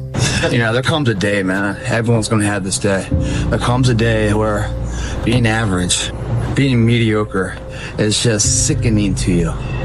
It's just sickening. It makes you want to throw up. Because you've seen people with far less talent than you. As you're growing up with them, their childhood buddies, whatever else, they didn't have what you had.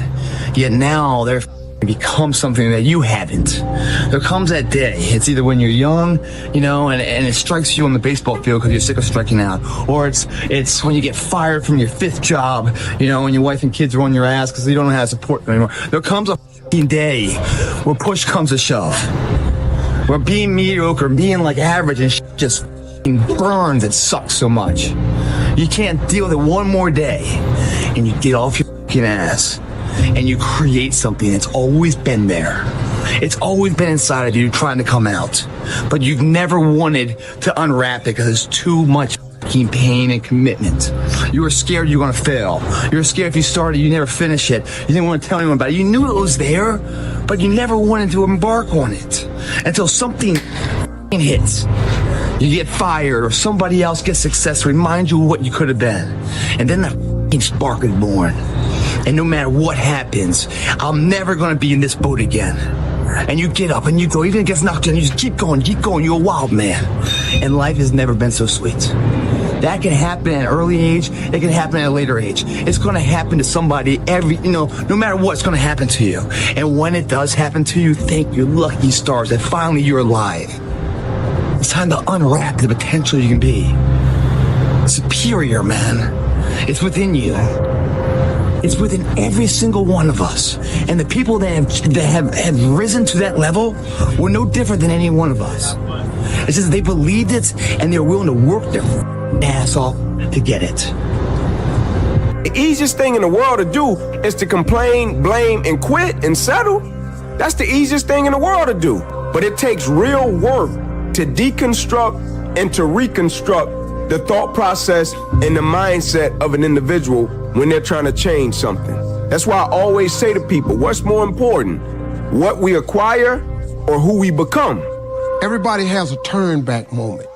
You have a moment where you can go forward or you can give up. But the thing you have to keep in mind before you give up is that if you give up, the guarantee is it will never happen.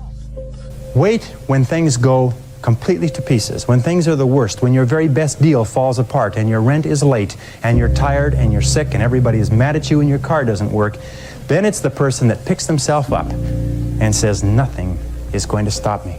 You know, the best quality in the world that you can develop, and I give it to you because I made it my life's habit to develop this quality. I hope I've got it, but I don't know for sure. But the quality is to develop the quality of being unstoppable. On all those bad days and all those days you don't want to do, you have to be your own motivator, your own coach, your own trainer, your own everything. So to do that, you have to come into work, and work is, whatever your work may be, ready to go. And what that means is you may have failed miserably yesterday, but you come to work like, people like, man, you just lost everything.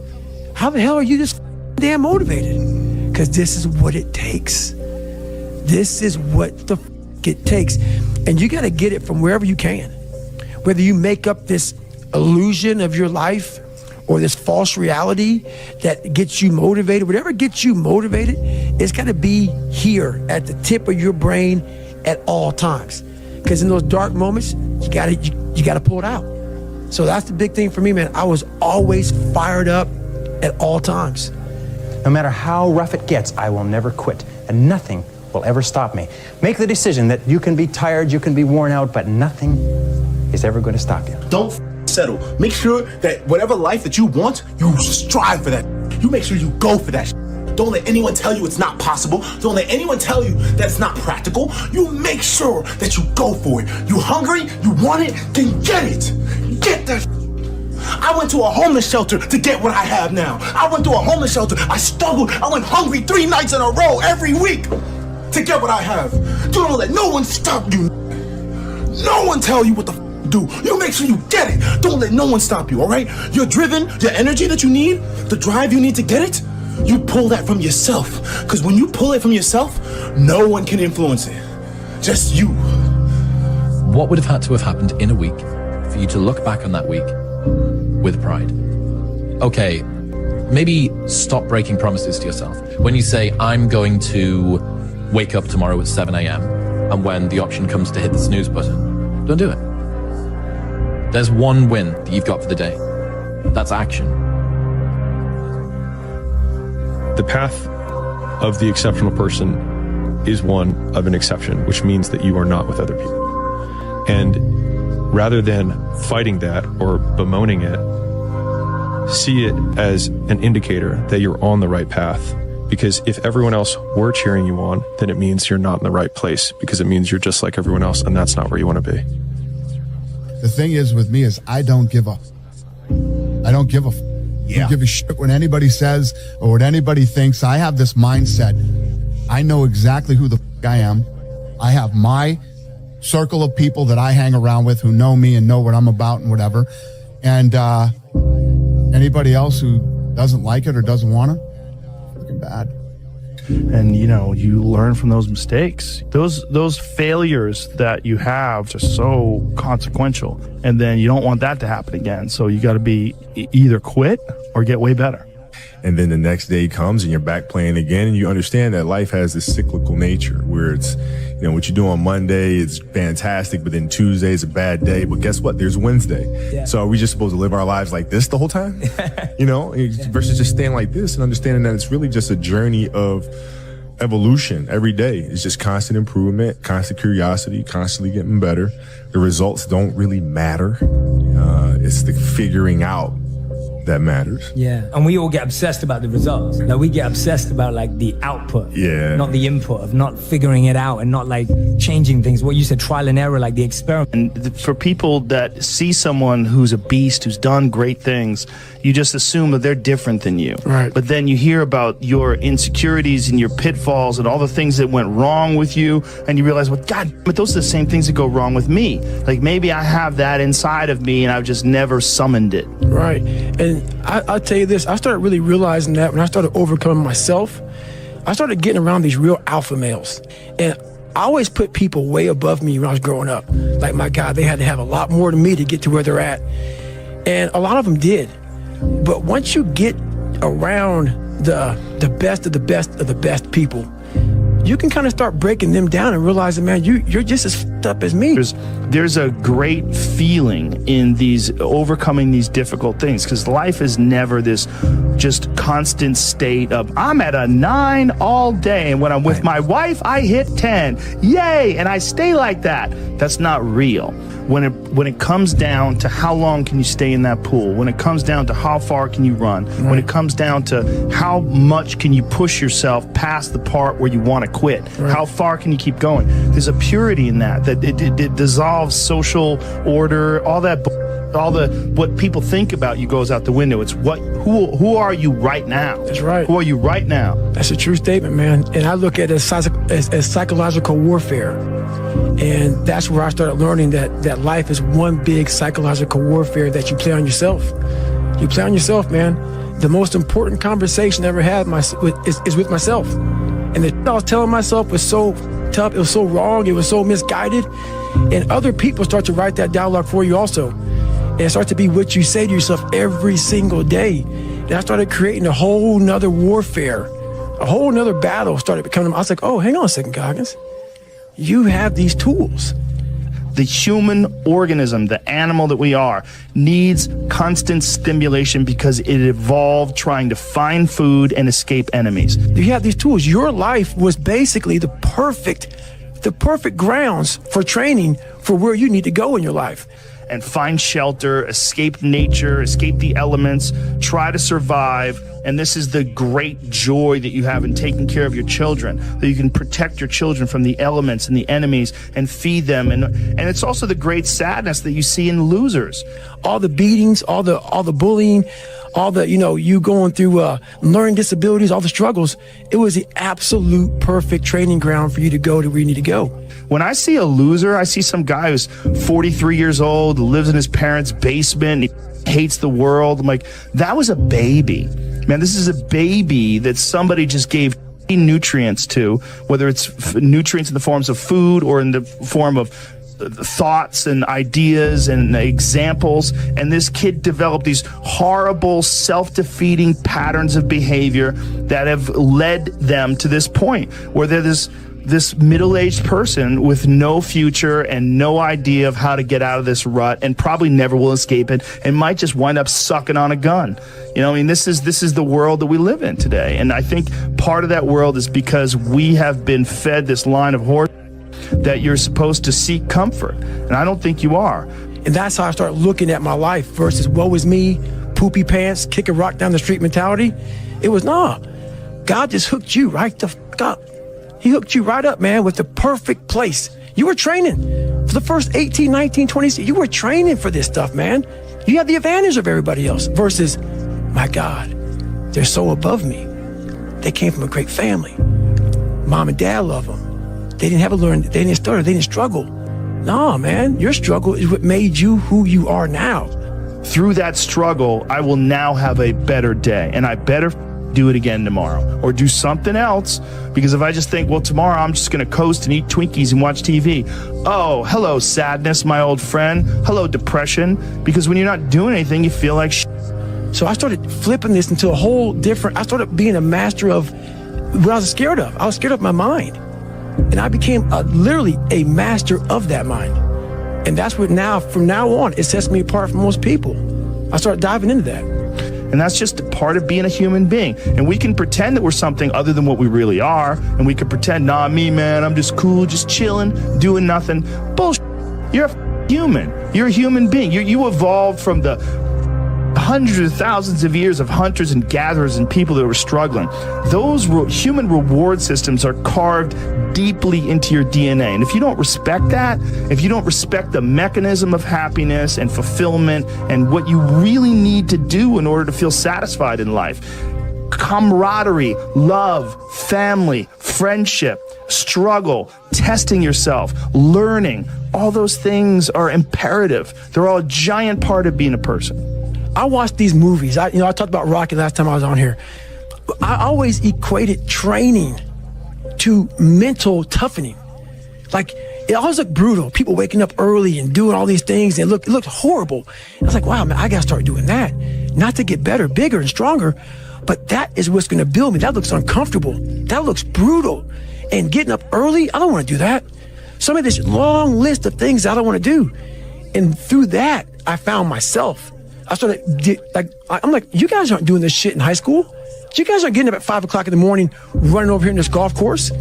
So I started seeing myself very differently than the average human being. I was like, hang on a second. I have something they don't have. And that's when I started to develop these things through working out. It was this great, never-ending work ethic. And through work ethic, I developed self-esteem. Emotions come and go. The important thing is to accept them all, to embrace them all, and then you can choose to do with them what you want versus being controlled by emotion. You know, a lot of times I've seen players, even myself, you know, when I was younger, being consumed by a particular fear, and to the point where you're saying, okay, nah, it's not good to feel fear. I shouldn't be nervous in this situation right now. And it does nothing but grow versus stepping back and saying, yeah, I am nervous about the situation. Yeah, I am fearful about the situation. Well, what am I afraid of? And then you kind of unpack it. And then it gives you the ability to look at it for really what it is, which is nothing more than your imagination running its course. Yeah, absolutely. Yeah, I love that, because what you're saying is that when you're dealing with something, it's almost like, how can I get to the root of it? Yeah. Because sometimes what we're dealing with, like you're saying, it's an imagination, an illusion. It's not really... It's not really a thing. Or next time you're facing a fear, next time you're going against something, do that. Like literally unpack it. Don't just settle for your first answer, because the first answer is rarely the right one. Yeah, don't hide from it. You know, you got to be able to look at it and, you know, and deal with it head on. Yeah, I love that, man. If you don't change what you're doing and how you do it, nothing else will change. I don't want to live in a hole anymore. It makes me feel poor. We are poor, but we're happy. Come see, come sa. Anyway, the views are better above ground. Honey, I'm 7 non-Fox years old now. My father died at 7.5. I don't want to live in a hole anymore, and I'm going to do something about it. I'm going to have setbacks, I know. But if I'm feeling bad, that doesn't mean I'm doing bad. That doesn't mean I am bad. That doesn't mean that I can't still take some action. Because, yeah, nothing changes and nothing changes, man. At some point, everything's going to go south on you. Everything's going to go south, and you're going to say, this is it. This is how I end. Now, you can either accept that, or you can get to work. That's all it is. You just begin. There's a quote that I've fallen in love with. The magic you are looking for is in the work you're avoiding. Dude, the magic you are looking for is in the work you're avoiding. Never consider the possibility of failure. Every person here is here because they refused to quit when the going got rough. Your ability to persist in the face of setbacks and disappointments is vital to all great achievement, and it's always a decision that you make. It's not the external environment, it's always the internal environment. I don't care how good you are in anything, you don't have discipline, you ain't nobody. Right. You're nothing without discipline, because you give up under the slightest struggle without discipline. 100%. I mean, discipline is doing what you hate to do, but do it like you love it. Most of us, we live in a box, and we don't want to go outside that box at all, ever. Outside that box is all these possibilities of life. What people understand is that they live for themselves, not knowing that you have the power within yourself to change millions of lives by facing life, by facing yourself. I now know that there is no cap on the human mind. There's no cap. We cap it ourselves. And through that, I would die never knowing that I had the power to change millions of lives. There's a great Chinese expression, a great old proverb. The best time to plant a tree is 20 years ago. The second best time is now. So you overcome procrastination with a very, very simple method. It was developed by W. Clement Stone when he was a young man. He built a fortune of $500 million, and this is one of the central principles of his life. It's simply this. Every morning when you get up, say over and over to yourself, do it now, do it now, do it now, I do it now, do it now. Whenever you have this tendency to procrastinate, program your subconscious mind with this automatic conditioned command, do it now, do it now, do it now. The key to overcoming procrastination is to develop a sense of urgency. Be the kind of person who gets things done quickly. Be the kind of person who launches fast on a task. Everybody just wants to be comfortable. Everybody wants to sit in the car. I don't want to go outside, it's cold. I don't want to do this, it's hot. Like, you've got to do things that you don't want to do because you show your body that your mind is the boss. Your mind is telling your body what to do, and then you have control. Well, life took me somewhere unexpected. I'm unprepared. It's about 6 degrees out here, and I'm underdressed. But guess what? No one gives a f***. You got to get the in. Sometimes life can really hijack your mind. When that happens to you, you're all up. Your goals, your ambitions, everything is out the window. In life, we all go through different things. Sometimes your girlfriend or boyfriend breaks up with you. Guess what? Get the over it. They no longer want you. Maybe you failed a test in school. You worked your ass off. Guess what? You failed the test. Get over it. Move past it. Learn to not let life hijack your brain. At work, you've been working your ass off for that new promotion. You don't get it. Someone else does. Maybe they kiss better than you do. Guess what? Get over it. Life will hijack your mind if you let it. Don't allow all these things to make you a lesser person. You must own your mind. Don't let life own yours. You can't wait for everything to be perfect to start living your life. That's what I've done. My whole life has been like that. Inside of me, it has been, as soon as it's all lined up, I'm going to show you myself. As soon as I've got it all looking the way I want, I'm going to show up for you. This is my life. I said, this is my life. You are exactly who the this is it. And I said, this ain't going to be it for me. In that restaurant, I quit my job, left my canister in that restaurant, my spray canister, got back in my Ecolab truck, and I went home. And I started working out like somebody. I became the most obsessed person on the planet Earth. And I was basically, I had to invent a guy that didn't exist.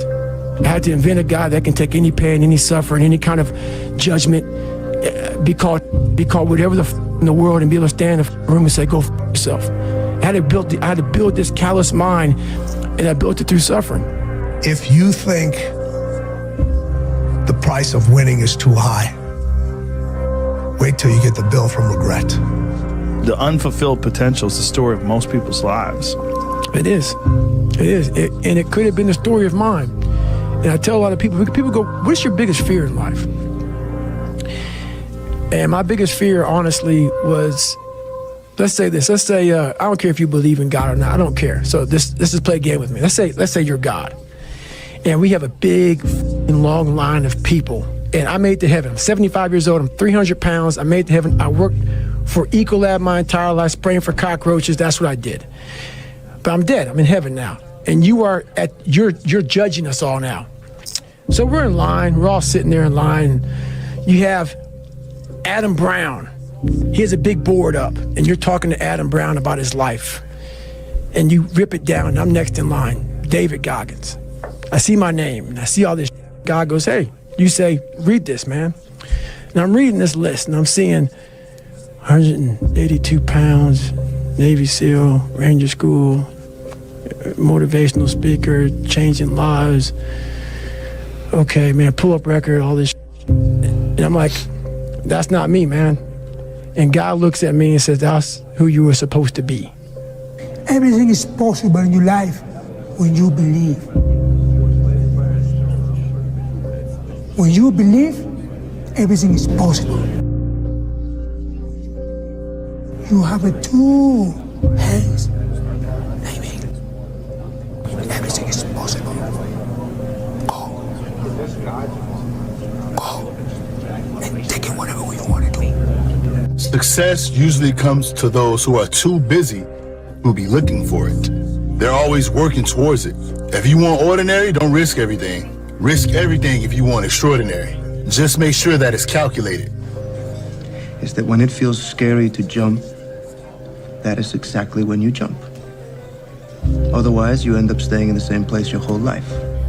And that I can't do. Nothing is permanent. Nothing is permanent. And a lot of times you have to learn to perform without motivation. You have to learn to perform without purpose. You have to learn to perform a lot of different things. And that's what people think. They think I need to have this motivation to work out, to study, to be better. So if they don't have it, they just don't do it. So I was at work the other day, and I've just been kind of in this like rut at work. It's not a bad job, but I just really want to get out of it. So I was catching up on some of your podcasts, and you said something that like resonated with me. You know, you said, nothing changes if nothing changes. I thought about it, and I went home and I applied for a job I'm probably not qualified for, but I was like, I'll just take a shot. And the next day I get a call from them, have the interview, it goes well. She says she's going to set me up with an in-person interview. Never even had it. They emailed me a few days later, and I got the job. So now I'm going to be doing a job that I think I will appreciate more and enjoy more, and I'll be making double the money that I'm making now. This society is too weak. And why? Because of all the technology which is available right now, so you don't need to use your body anymore. I always think about in the Stone Ages. Do you think somebody in the Stone Ages had depression? Yeah, or even a more modern variation, the Spartans. Do you think they had depression? You know, maybe you are laughing, but all of these groups, they are too busy with their body, they are too busy with activity to be depressed. Yeah, but nowadays, how does the time look? You can sit if you want from morning till evening just in front of the screen, and nothing's gonna happen anymore. What can happen if we decide, I'm going to see what happens when I decide that I am qualified?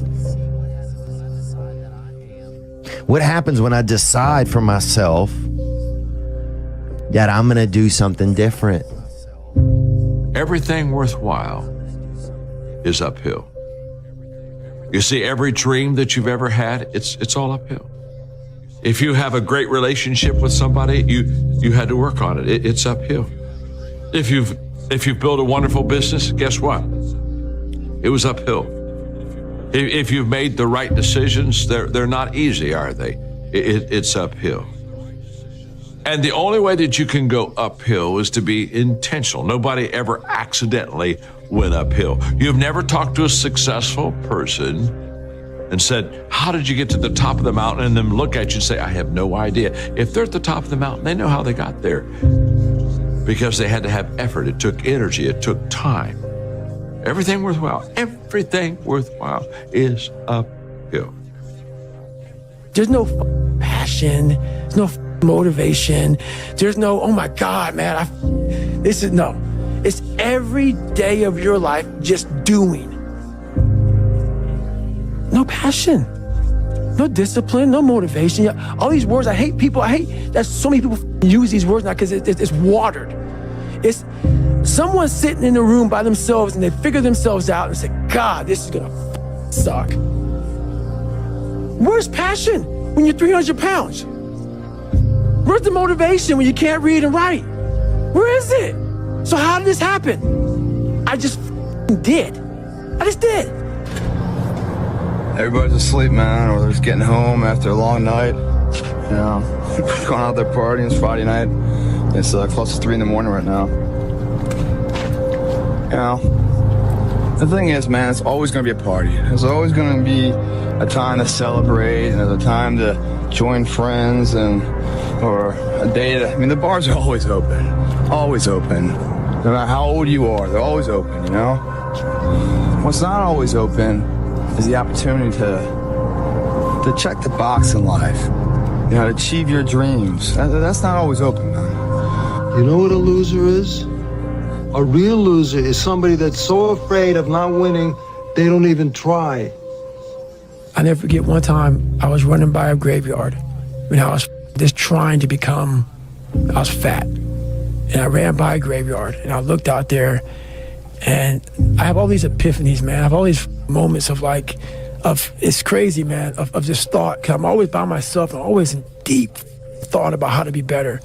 And I look out there, I'm like, man, I wonder how many of you mother in there just are so upset with how you lived your life and just regret how you lived it. And I'm running a 300-pound man thinking, man, don't fucking die like this, bro. Don't die like this. So people wonder where this shit comes from me. It comes from such deep thought of trying to see what this is all about. What is this life all about? What am I all about? Why am I here? It was life and death. Either you live or you die. Which one do you want, Tom? That was the decision. In the corporate life and in the gym. But if you want something bad enough, you can't let anybody tell you you can't do something. I'll repeat that. If you want something bad enough, you can't let anybody tell you you can't do something, not even yourself. A lot of days I'm like, oh, you can't do this, Tom. You can't be as quick as a 30-year-old on the computer. Let me show you. I mean, I would have arguments with myself. I could do it. People doubted me. I doubted myself sometimes too. But you know what? I watched Arnold fall down. Nobody remembers when he fell down. Your biggest enemy is you. My whole book is about you battling yourself. People don't understand it's you against you.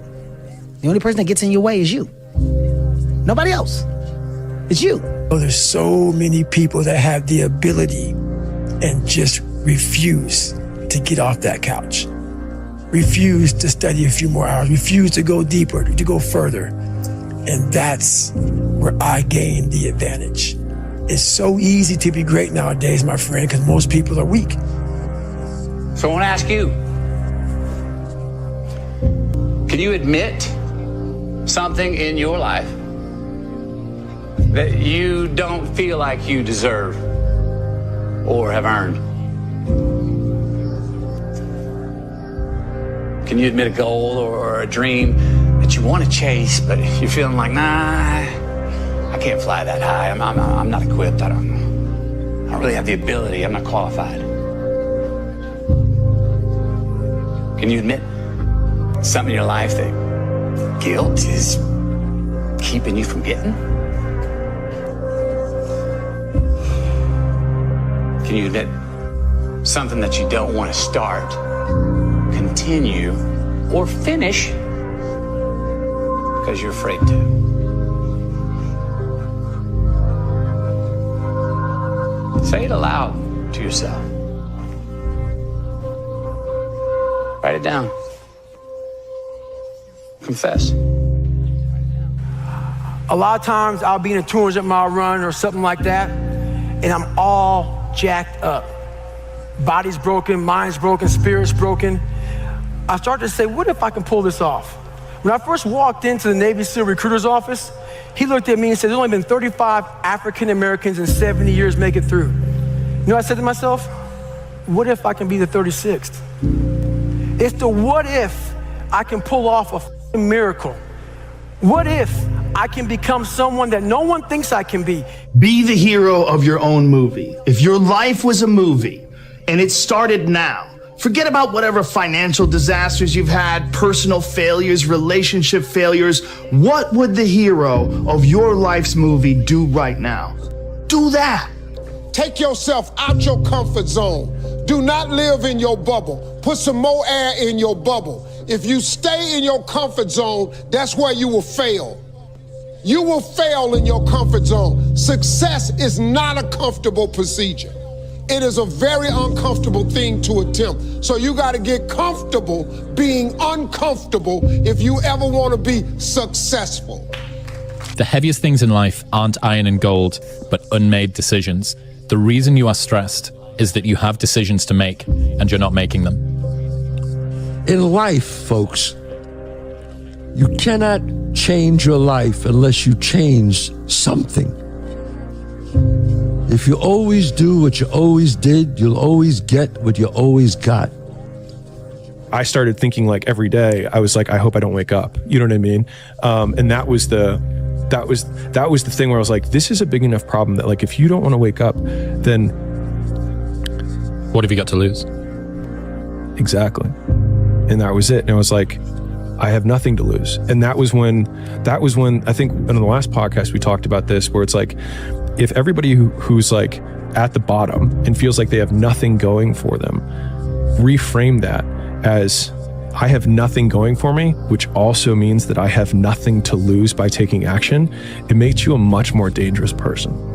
And I think that was the flip that I've had repeatedly shown to me in my life that allowed me to take the step that I was afraid to take. The fear is never reaching your potential. That's it. That always falling short, always quitting before you're done, always procrastinating, always not doing the right thing. And then one day you're an old man. Yep. And you look back and go, God, I could have been great. Yep. It could have been great. Preparing to do the thing isn't doing the thing. Scheduling time to do the thing isn't doing the thing. Making a to-do list for the thing isn't doing the thing. Telling people you're going to do the thing isn't doing the thing. Messaging friends who may or may not be doing the thing isn't doing the thing. Writing a banger tweet about how you're going to do the thing isn't doing the thing. Hating on yourself for not doing the thing isn't doing the thing. Hating on other people who have done the thing isn't doing the thing. Hating on the obstacles in the way of you doing the thing isn't doing the thing. Fantasizing about all of the adoration you'll receive once you do the thing isn't doing the thing. Reading about how to do the thing isn't doing the thing. Reading about how other people did the thing isn't doing the thing. Reading this essay isn't doing the thing. The only thing that is doing the thing is doing the thing. We define ourselves far too often by our past failures. We look at our past and we say, well, that's me. That's not you. You are this person right now. You're the person who's learned from those failures, and you can choose to be the hero of your own movie right now. Write down your goals. Write down things you want to improve. Write down things you won't tolerate from yourself. Write down things that you've done in the past that you never want to see yourself do again. And go forth from here as the hero of your own movie. Here's the big challenge of life. You can have more than you've got because you can become more than you are. That's the challenge. And of course, the other side of the coin reads, unless you change how you are, you'll always have what you got. Most people don't want it that badly, which is why they always ask the question, man, how did you get to where you are? You know how to do it. You know exactly how to be you or how to be me. You don't want to do it. So I can't make you do it, nor do I have the time or energy to force you into that place that I know you have to be to do it. There's no luck in this game, man. There may be a little bit of luck, but the luck happens after you bust your ass and you put yourself in that lucky situation. Luck doesn't happen. You put yourself in that situation where luck might happen. Would I be able to do it? Would I? You don't know. Until you say, yeah, I'm gonna take action. Nothing changes if nothing changes, man. And I'm not preaching at you. I just want to remind you, because I've spent a lot of time in my life sitting around wanting things to change, and not being able to make them change, and not thinking I could. And I wish somebody had told me that earlier sometimes. That in order for something to change, there needs to be change. It's you against you.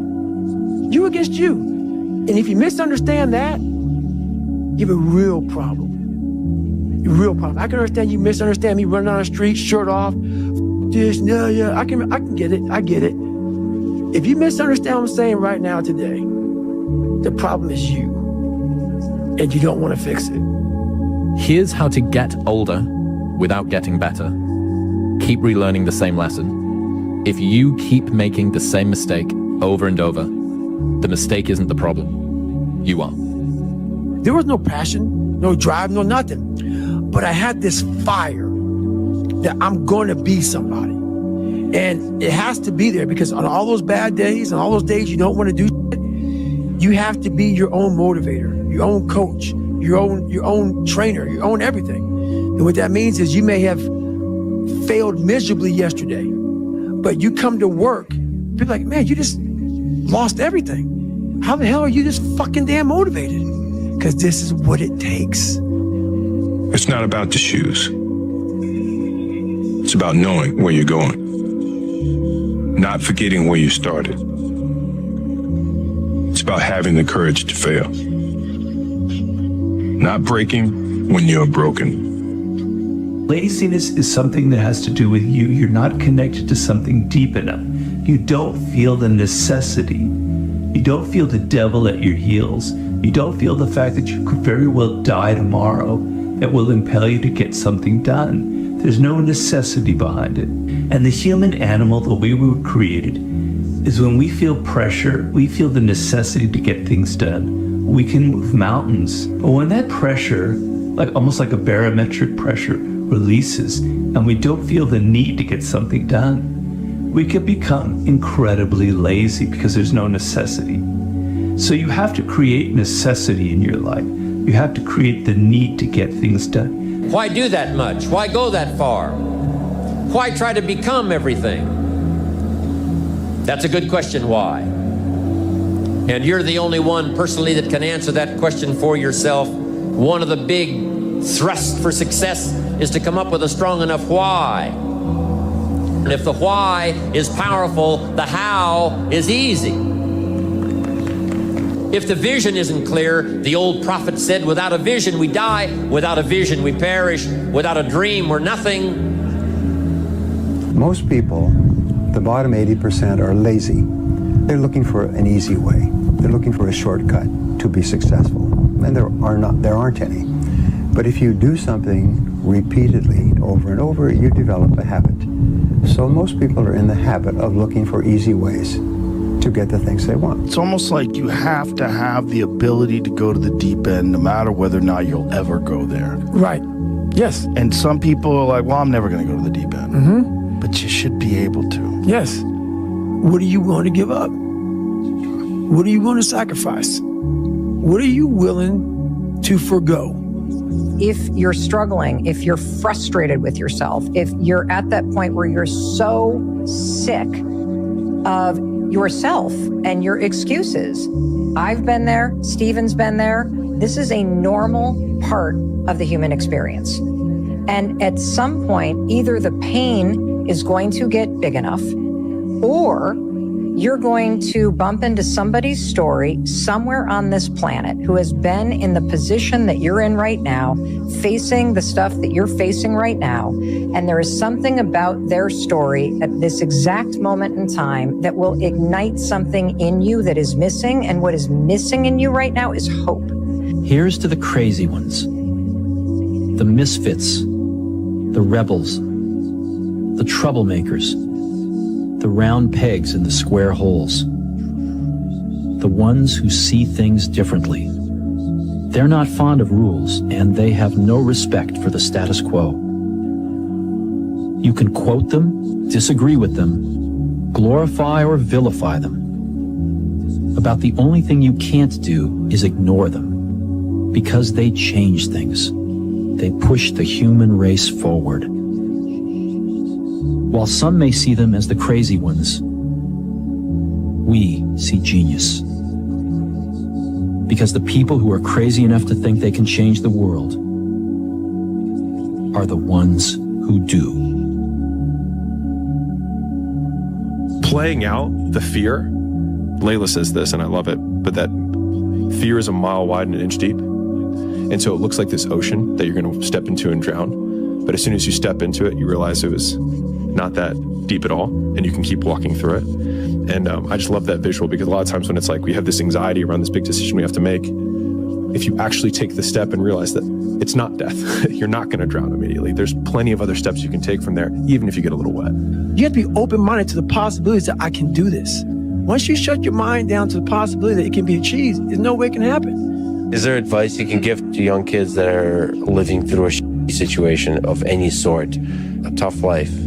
Try to find a thing that you really enjoy. Try to find a thing that you're passionate about. Everybody thinks they're a loser. Every young person thinks they're a loser. At least a young person in the situation I was at. Like, I didn't know I wasn't a loser until I started winning, until I started doing martial arts. Martial arts taught me that, like, I could get better at stuff, that I wasn't really a loser. I want to maximize what I can. I want to be the best that I can be. I want to do things well, and I don't want to leave stuff on the table, but I don't want to be chasing the end goal so much that I never actually enjoyed the process of getting there, because ultimately that's really all that matters. But you're going to look back at any destination and realize that it was 99.9% journey and only, one day of celebrating achieving the thing. You're lazy, you know exactly what to do. Exactly what to do. Because even me, in my state of, I can't read and write, I knew exactly what to do. It just sucks doing it. Hey, Theo, this is Greg from Indiana. I actually just wanted to call and tell you, so I was at work the other day, and I just been kind of in this rut at work. It's not a bad job, but I just really want to get out of it. So I was catching up on some of your podcasts, and you said something that resonated with me. You said, nothing changes if nothing changes. I thought about it, and I went home and I applied for a job I'm probably not qualified for, but I was like, I'll just take a shot. And the next day I get a call from them. At the interview, it goes well. She says she's going to set me up with an in-person interview. Never even had it. They emailed me a few days later, and I got the job. So now I'm going to be doing a job that I think I will appreciate more and enjoy more, and I'll be making double the money that I'm making now. Bro, that's awesome, man. That's really great. Congratulations for trying something new. Yeah, it's crazy to sometimes think what can happen if we decide, I'm going to see what happens when I decide that I am qualified. What happens when I decide for myself that I'm going to do something different? I've made huge developments while I was staying up until 4 in the morning, 5 in the morning running a nightlife business. You can make huge developments in your personal growth journey while you're doing a 9 to 5. You have this moment where you go, well, what if? What if this is the time sobriety sticks? What if I go to therapy and I actually do change the way that I think? What if I could get out of debt? If that person did it, maybe I could do it. And without either hope or that kind of rock bottom moment, I don't think you're going to change. We can stay here, get the shit kicked out of us, or we can fight our way back into the light. We can climb out of hell. 1 inch at a time.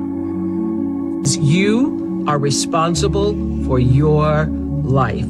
And if you're sitting around waiting on somebody to save you, to fix you, to even help you, you are wasting your time, because only you have the power to take responsibility to move your life forward.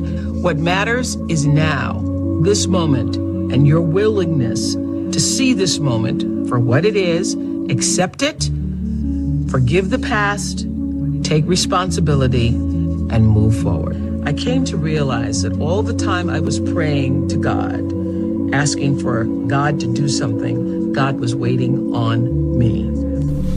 How many times do you have to hear, if nothing changes, nothing changes? Right? And yet, somehow we expect things to change.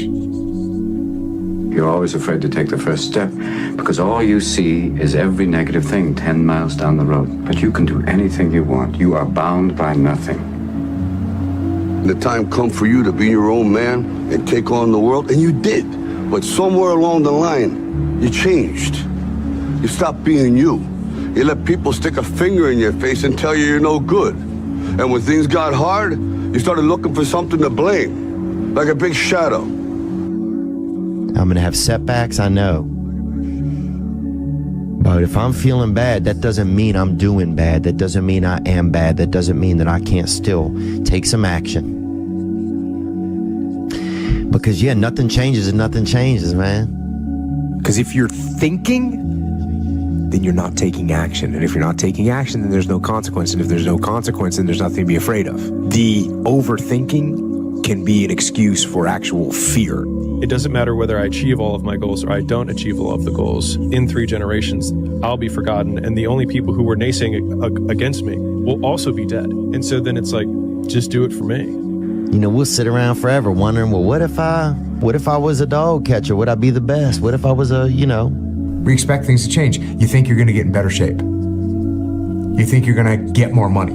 You think your relationship is going to improve. You think you're going to get promoted. You think you're going to get a raise. You think the world is going to get better without you doing anything, but it isn't. Nothing is going to change unless you change what you're doing. Change the time that you wake up. Change what you do when you get out of bed. That's what you need to do.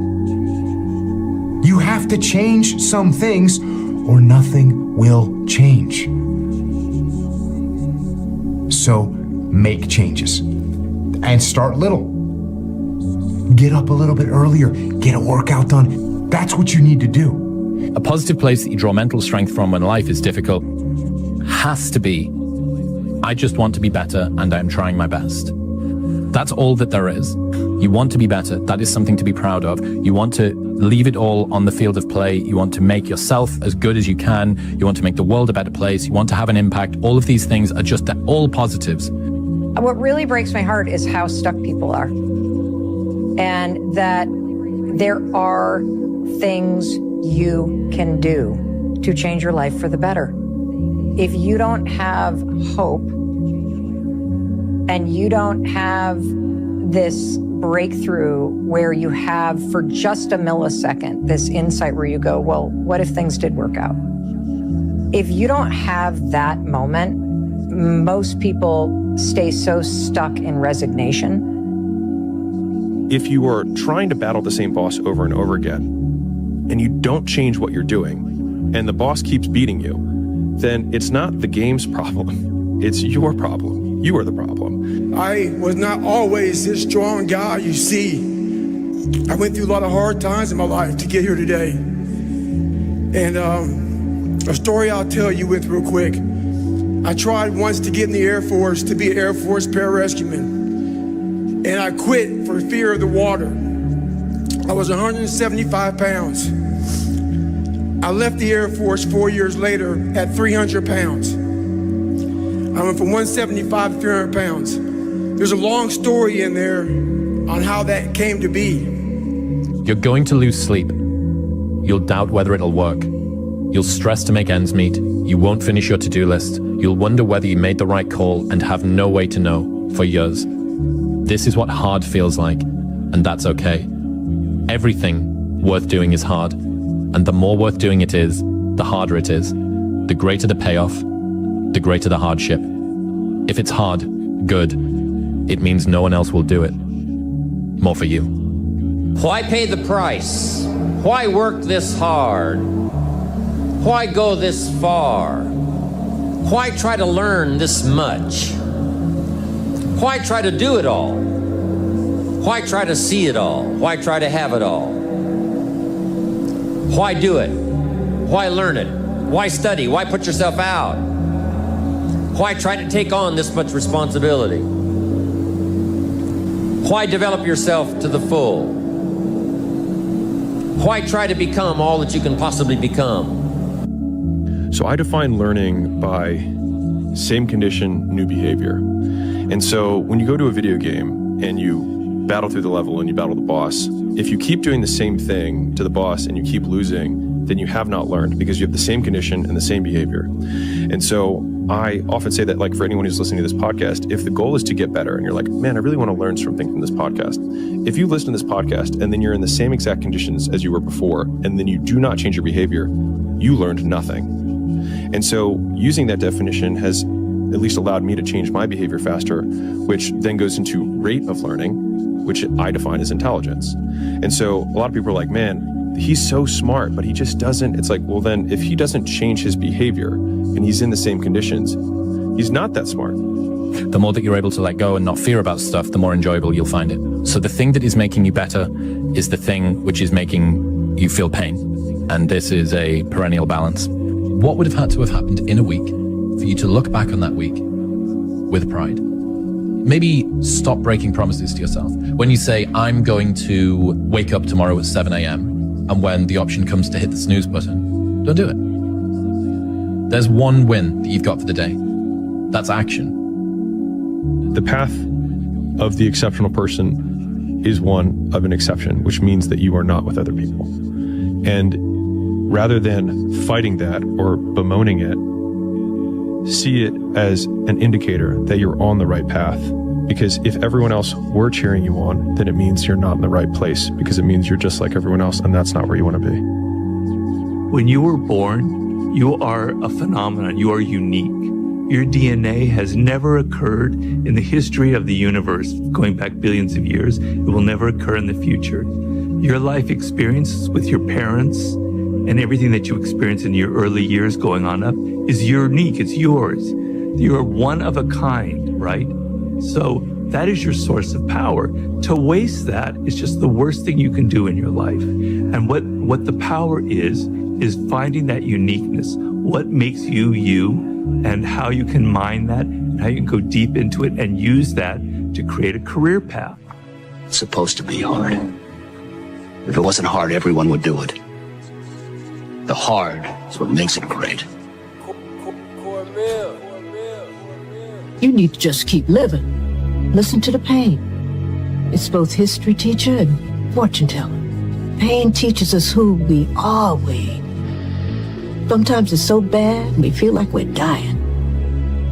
But we can't really live till we die a little, can we? People don't get it. There's great joy in the grind. Great joy in the suffer. It totally cleanses your body out, man, of any kind of hate. Makes you grow up. What I want to invite you to do, what I want you to consider, is that every single time you go and do something hard, that's the story you've told yourself, that it's easier said than done.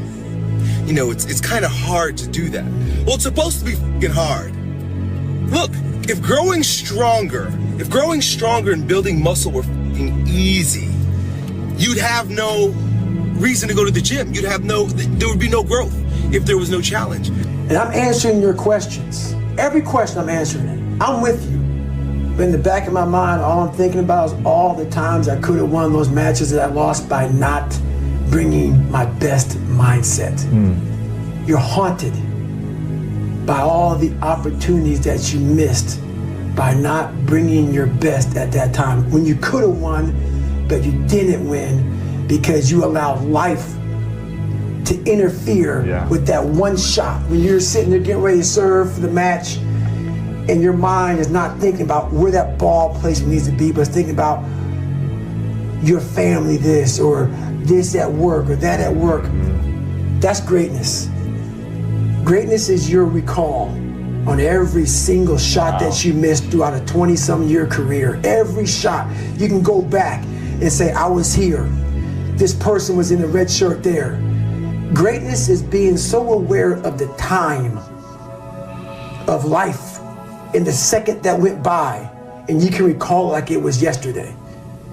Greatness is being able to go back there, not making that same mistake again, and being haunted by it.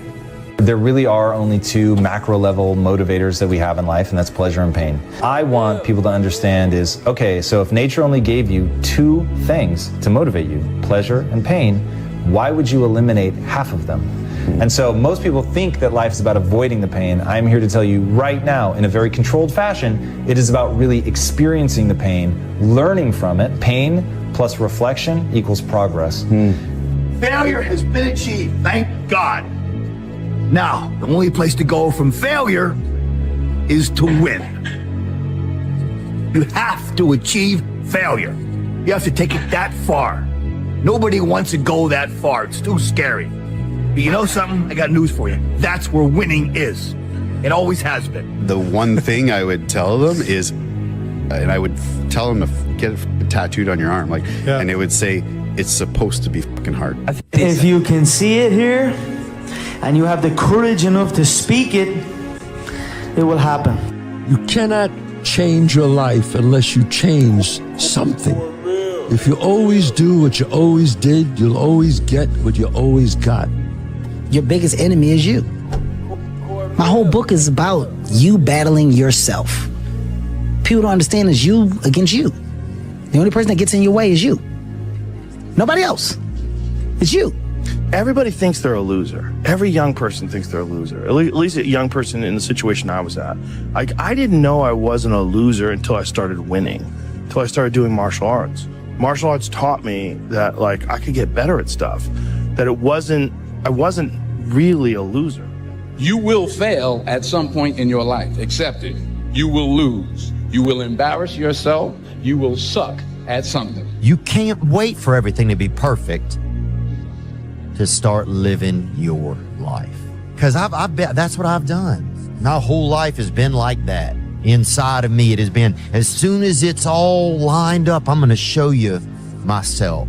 As soon as I've got it all looking the way I want, I'm going to show up for you. I'm never going to get to that where everything's okay, where everything looks a certain way. And in the meantime, I'm burning the best time I do have available. I'm burning that candle up. I'm burning this candle down, and I'm saying as soon as it gets bright enough or warm enough in here, I'm going to show up. But the candle's getting smaller. It's more socially acceptable to be our own biggest critic than it is to be our own biggest cheerleader. 10 years before I've heard it put into words, if you can be in a bad mood for no reason, you can be in a good mood for no reason. There's a quote that I've fallen in love with. The magic you are looking for is in the work you're avoiding. The magic you are looking for is in the work you're avoiding. When I wake up every day, there's only one voice I have to listen to. It doesn't matter whether I achieve all of my goals or I don't achieve all of the goals. In 3 generations, I'll be forgotten, and the only people who were naysaying against me will also be dead. And so then it's like, just do it for me. When it feels scary to jump, that is exactly when you jump. Otherwise, you end up staying in the same place your whole life. And that I can't do. You're always afraid to take the first step because all you see is every negative thing 10 miles down the road. You are bound by nothing. I'm going to have setbacks, I know. But if I'm feeling bad, that doesn't mean I'm doing bad. That doesn't mean I am bad. That doesn't mean that I can't still take some action. Because, yeah, nothing changes and nothing changes, man. When you had that 3rd failure in a row, did you think, I need to pack this in? Never. Why not? I don't ever give up. I mean, I'd have to be dead or completely incapacitated. The fear is never reaching your potential. That's it. That always falling short, always quitting before you're done, always procrastinating, always not doing the right thing. And then one day you're an old man. Yep. And you look back and go, God, I could have been great. Yep. I could have been great. Take yourself out your comfort zone. Do not live in your bubble. If you stay in your comfort zone, that's where you will fail. The unfulfilled potential is the story of most people's lives. It is. It is. And it could have been the story of mine. And I tell a lot of people go, what's your biggest fear in life? And my biggest fear, honestly, was, let's say this. Let's say, I don't care if you believe in God or not. I don't care. So let's just play a game with me. Let's say you're God. And we have a big, long line of people. And I made it to heaven. I'm 75 years old. I'm 300 pounds. I made it to heaven. I worked for Ecolab my entire life, spraying for cockroaches. That's what I did. But I'm dead. I'm in heaven now. And you're judging us all now. So we're in line. We're all sitting there in line. You have Adam Brown. He has a big board up, and you're talking to Adam Brown about his life. And you rip it down, and I'm next in line. David Goggins. I see my name. I see all this. And God goes, hey, you say, read this, man. And I'm reading this list, and I'm seeing 182 pounds, Navy SEAL, Ranger School, motivational speaker, changing lives. Okay, man, pull up record, all this shit. And I'm like, that's not me, man. And God looks at me and says, that's who you were supposed to be. To get something you never had, you have to do something you never did. Les Brown's a motivational speaker. He made an analogy about this. He says, imagine you're on your deathbed, and standing around your deathbed are the ghosts representing your unfulfilled potential. The ghost of the ideas you never acted on. The ghost of the talents you didn't use. And they're standing around your bed, angry, disappointed, and upset. They say, we came to you because you could have brought us to life, they say. And now we have to go to the grave together. So I ask you today, how many ghosts are going to be around your bed when your time comes? You see that look right there? Don't ever let a man see you like that. Because you give him the power over you. If you got to take an L, you take it with your head up. chest out. Like a man. Make the hard decisions, make the sacrifices, make the unpopular decisions, and become comfortable in your own skin. And if you are not a person that you are comfortable being alone with, that is the one person in this universe that you have full power, full right, and full responsibility to change. If you had to create a human, what would you put them through to make them tough? It probably wouldn't be a really chill life. What would you put them through to make them patient? You probably wouldn't give them things immediately. And so it's like we want these traits, but each of the traits has a price tag attached to it. And it's just like, do you want to pay the price tag to get the thing? And so I think if people reframe the period of life that they're going through as the price that they're paying out of their wallet, but the wallet is their time, it's the seconds of life that they're trading for it, then I think more people will be willing to make the trade. Because at least when I look at myself, like when I'm 80 something years old and I'm looking back at my life, I want to have these traits. But in order to have those traits, I know I have to go through these things.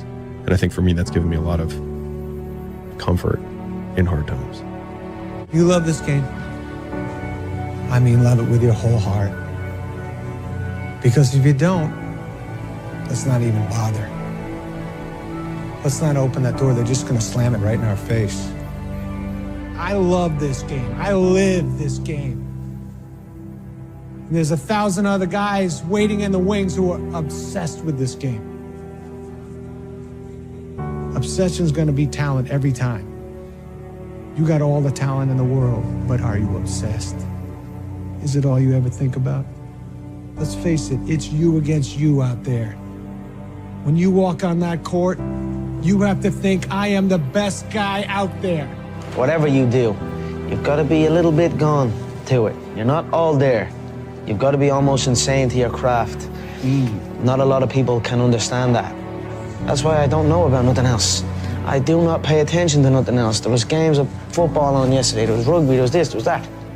And like normal society is like, let's talk about this and let's engage in this. And I can't do it. I just don't, people are talking to me and in my head I'm counting something. I'm counting up a number or I'm knee deep in a sequence on the mat or on the feet. That's my life, sequences and numbers, nothing else. I cannot pay attention to nothing else. The fear is never reaching your potential. That's it. That always falling short, always quitting before you're done, always procrastinating, always not doing the right thing. And then one day you're an old man. Yep. And you look back and go, God, I could have been great. And my personal question to you is, why not you? You've got the brains, you can make decisions, you can study the plan, you can change your life, you can grow immensely in the next few years, you can make your dreams come true, you can build a financial wall around your family nothing can get through, you can become healthy, you can become powerful. Why not you? People don't see that. People will never understand that. To be success, all they think about, well, he batted 202, and he struck out a certain number of times. Yeah, okay. But the effort was there, and the learning curve and the passion was there that has transcended not just to me, but to other people who are afraid to do things because they're worried about the perception that may come from other places. To me, that's more gratifying than anything, So that's the things that my father and my mother instilled in me. Take a negative and turn it into a positive. Don't be afraid to fail. When you grow up, you tend to get told that the world is the way it is, and your life is just to live your life inside the world, try not to bash into the walls too much, try to have a nice family life, have fun, save a little money. But life, that's a very limited life. Life can be much broader once you discover one simple fact, and that is everything around you that you call life was made up by people that were no smarter than you. And you can change it. When this goes online or whatever it is, it really matters, and it really doesn't matter. What matters is, the people who are sparked by it, and the people who are offended by it. It doesn't fucking matter. Fuck you, because it's about motivating the doers. We're not on this stage just because of talent or ability. We're up here because of 4 a.m. We're up here because of 2-a-days or 5-a-days. We're up here because we had a dream and let nothing stand in our way.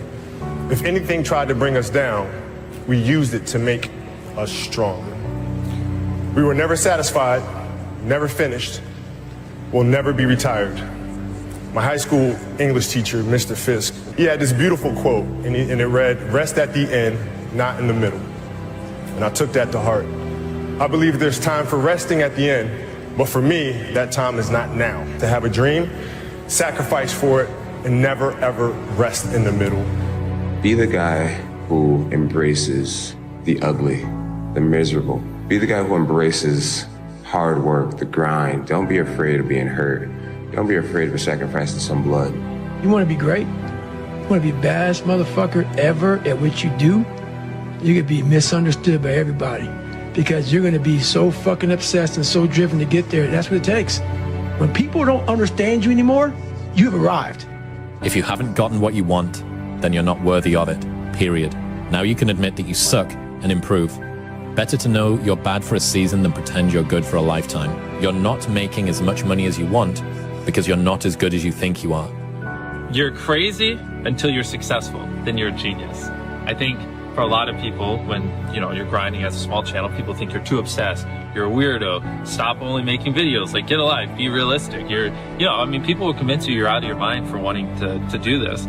But then once you're successful, they're like, yo, your drive, your tenacity was great. But it's like, yeah, well, where was that back then? You know what I mean? I didn't get that when I was a small channel. It's only delusional until it works. So is it really delusional? Once the world see it, there's nothing delusional about it. Now, your delusion becomes, oh, he was a fucking genius. I tell you, the harder and harder you work in here, the harder and harder it becomes to accept failure out there.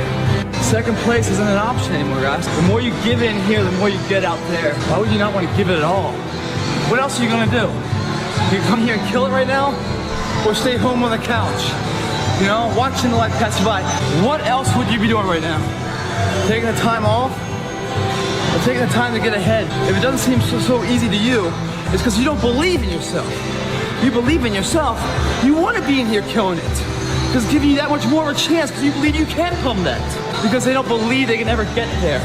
So therefore, why take the precautionary steps to sharpen and hone the arsenal to really go to battle? Because they don't even want to go to battle because they know they're going to lose. How do you want to look in the mirror? Every single morning, do you want a positive reinforcement or do you want a negative one about your day? How do you want people to see you? A lot of times I'll be in a 200-mile run or something like that, and I'm all jacked up.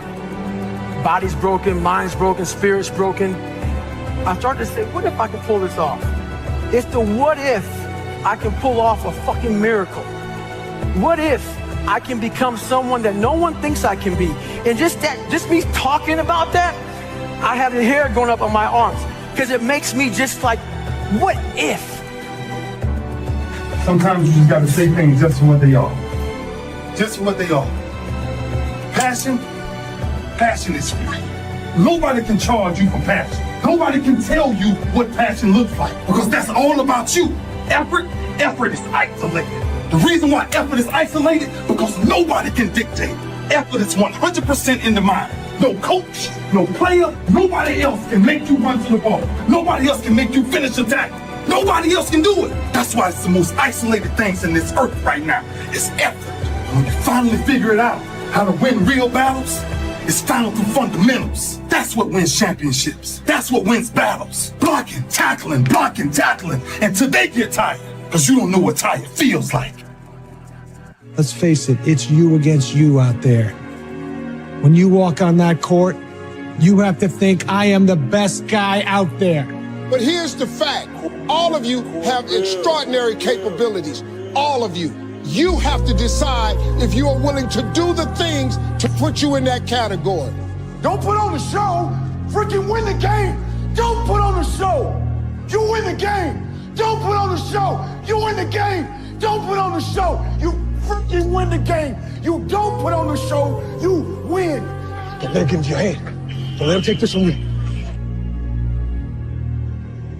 You go in there and you kick his ass, you hear me? You stop being you. You let people stick a finger in your face and tell you you're no good. And when things got hard, you started looking for something to blame, like a big shadow. Damn, Ron, come on! What's the matter with you? There is no tomorrow. There is no tomorrow. There is no tomorrow. This ain't blackjack, Vinny. This is it. This is it. You see this guy here staring back at you? Yeah? That's your toughest opponent. Every time you get into the ring, that's who you're going against. I believe that in boxing, and I do believe that in life. Let me tell you something you already know. You, me, or nobody is gonna hit as hard as life. But it ain't about how hard you hit. It's about how hard you can get hit and keep moving forward. How much you can take and keep moving forward. That's how winning is done. Anger is your biggest tool. Fighting angry, that drains you twice as fast.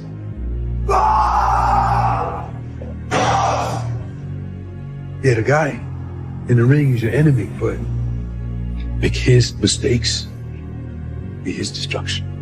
Now go out there and show me how you do things. Show me how you live. Show me how you fight. Because I want to be great. And you're not. I want to be one of the greats. You love this game. I mean, love it with your whole heart. Because if you don't, let's not even bother. Let's not open that door. They're just going to slam it right in our face. I love this game. I live this game. And there's 1,000 other guys waiting in the wings who are obsessed with this game.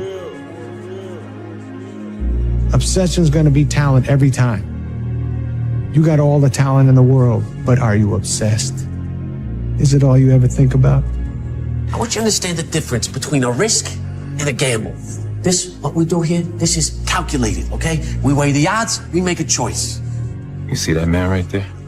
Do you remember him? You gotta block out everything and be in the moment. Not the past, not the future, right now.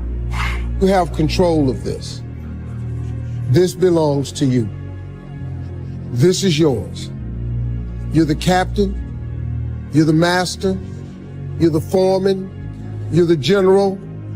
You're the head. Don't give control of this to nobody. Don't let this man control you. Don't let him control you. You got to get real doggish. Now, like I was telling you before, if you want to be ordinary, you ain't even got to listen to me. Just go on about your business. Hard times create hard men. Hard men create soft times. Soft times create soft men. Soft men create hard times. If you don't fail, you're not even trying. My wife told me this great expression. To get something you never had, you have to do something you never did. Failure has been achieved, thank God. Now, the only place to go from failure is to win. You have to achieve failure. You have to take it that far. Nobody wants to go that far. It's too scary. But you know something? I got news for you. That's where winning is. It always has been. Nothing's changed. Damn, Ron, come on! What's the matter with you? Tomorrow. There is no tomorrow. There is no tomorrow. Les Brown's a motivational speaker. He made an analogy about this. He says, imagine you're on your deathbed, and standing around your deathbed are the ghosts representing your unfulfilled potential. The ghost of the ideas you never acted on. The ghost of the talents you didn't use. And they're standing around your bed, angry, disappointed, and upset. They say, we came to you because you could have brought us to life, they say. And now we have to go to the grave together. So I ask you today, how many ghosts are going to be around your bed when your time comes? I'm the best ever. I'm the most brutal and vicious and most ruthless champion there's ever been. There's no one can stop me. Lynx is a conqueror. No, I'm Alexander. He's no Alexander. I'm the best ever. There's never been anybody as ruthless. I'm Sonny Liston. I'm Jack Dempsey. There's no one like me. I'm from Nairclaw. There's no one that can match me. My style is impetuous. My defense is impregnable. And I'm just ferocious. I want your heart. I want to eat his children. Praise be to Allah. You have to learn how to fail. A lot of us have big dreams, big goals. And when you have goals that are maybe outside your reach, you have to know that getting to that goal, you're gonna have a lot of bad days. So I had to teach myself how to fail right. And what that means is when I fail, I can't spend much time in that fail zone. I have to be able to get up and get after the next day just as fast. I don't have time to stay here and feel bad for myself for weeks and months and years, because I'll lose that time. The mud consumed each man till there was nothing visible but our heads. The instructors told us we could leave the mud if only 5 men would quit. Only 5 men, just 5 men, and we could get out of the oppressive cold. Looking around the mud flat, it was apparent that some students were about to give up. It was still over 8 hours till the sun came up. 8 more hours of bone-chilling cold. The chattering teeth and the shivering moans of the trainees were so loud, it was hard to hear anything. And then one voice began to echo through the night. One voice raised in song. One voice became 2, and 2 became 3, and before long, everyone in the class was singing. The instructors threatened us with more time in the mud if we kept up the singing, but the singing persisted. And somehow the mud seemed a little warmer, and the wind a little tamer, and the dawn not so far away. If I have learned anything in my time traveling the world, it is the power of hope, the power of one person. Work, work, work, work, work. No results, but I'm a little bit better. Work, work, work, work, work. Work, work, work, work. No results, but I'm a little bit better. Work, work, work, work, work. No results, I'm a little bit better. Work. Boom. Just got paid. I just got paid. And it looks like overnight success. Yeah. It's like, oh, shit. It happened in a year. No, bro. It doesn't. The truth in front of you is it sucks. It's painful. It's fucking mind-numbing. Because this is what it takes, creating another voice and sometimes going at it alone. All the time going at it alone, because no one's gonna believe in you. And that's that. I love this game. I live this game. And there's 1,000 other guys waiting in the wings who are obsessed with this game. Obsession's gonna be talent every time. You got all the talent in the world, but are you obsessed? When you walk on that court, you have to think, I am the best guy out there. The hardest thing in life is figuring out who you are and what you want to do for the rest of your life. And once you figure that out, you wake up every day and you work toward it. It's impossible for you to fail if you know who you are, what you want to do, and you wake up every day and work toward it. When I seen that Bentley at the boxing gym and I seen that diamond Rolex, I said, I want that. And I knew what it took. So I know when my opponent is asleep, I'm out there at 4 or 5 in the morning, chopping trees, working, to this day. Because I can retire today. I'm well off, very comfortable. But I got the will to win. Take yourself out your comfort zone. Do not live in your bubble. Put some more air in your bubble. If you stay in your comfort zone, that's where you will fail. You will fail in your comfort zone. Success is not a comfortable procedure. What if we have that kind of attitude? The car's repossessed. Nobody believes in you. You've lost again and again and again. The lights are cut off, but you're still looking at your dream, reviewing it every day and say to yourself, it's not over until I win. The heaviest things in life aren't iron and gold, but unmade decisions. The reason you are stressed is that you have decisions to make and you're not making them. Embrace the process. And then by the time you get up in years, you can be a man that you're proud of.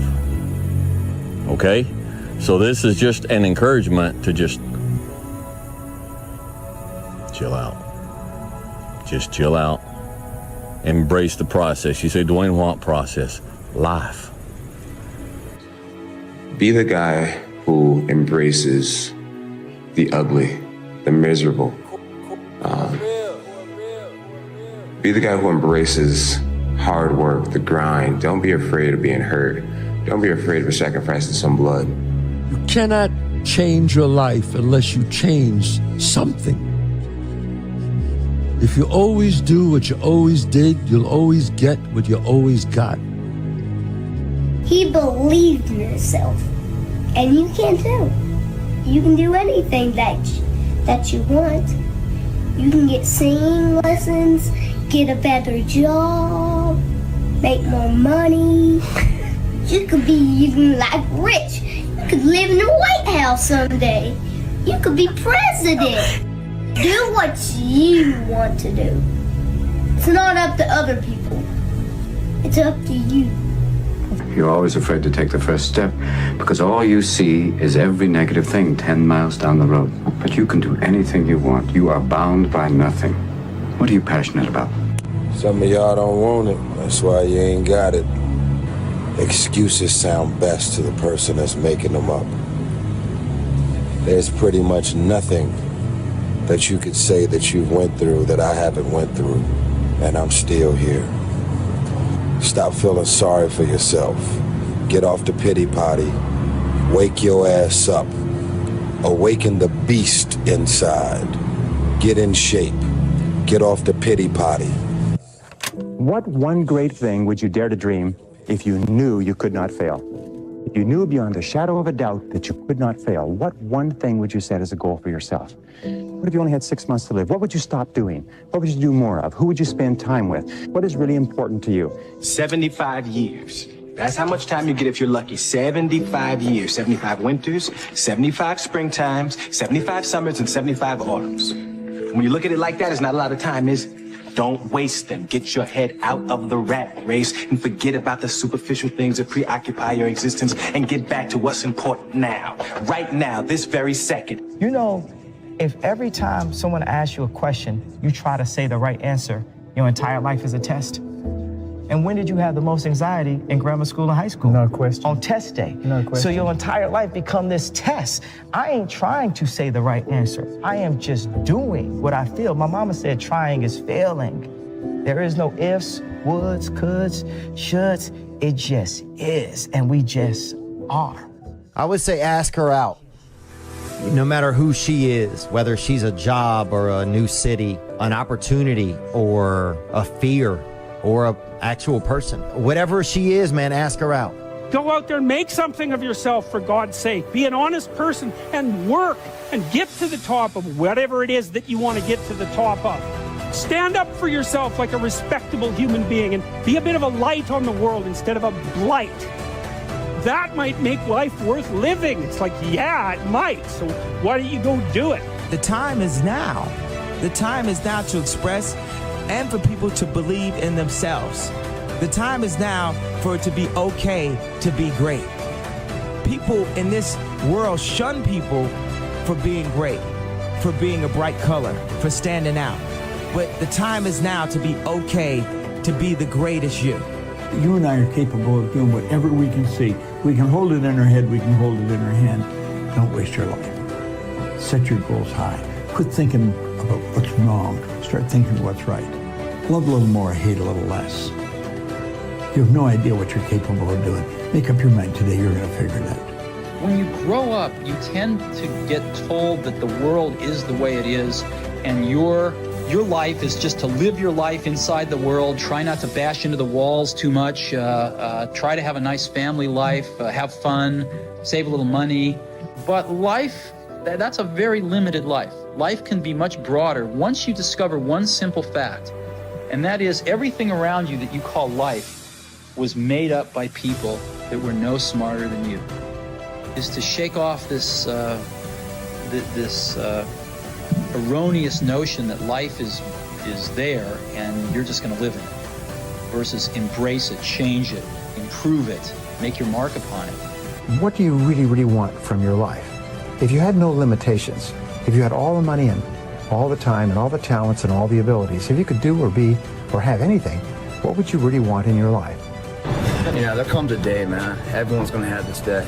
There comes a day where being average, being mediocre, is just sickening to you. It's just sickening. It makes you want to throw up. Because you've seen people with far less talent than you. As you're growing up with them, their childhood buddies, whatever else, they didn't have what you had.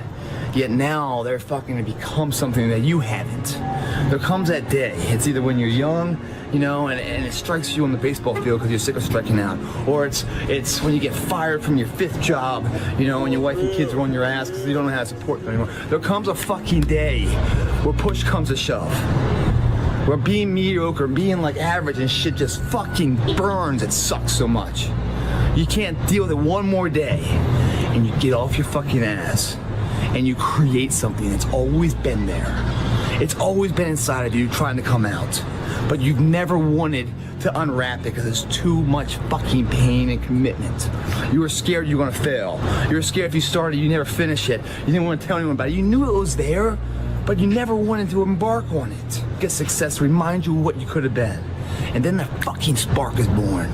Get success remind you of what you could have been. And then the fucking spark is born. And no matter what happens, I'm never gonna be in this boat again. And you get up and you go, even if it gets knocked down, you just keep going, you're a wild man.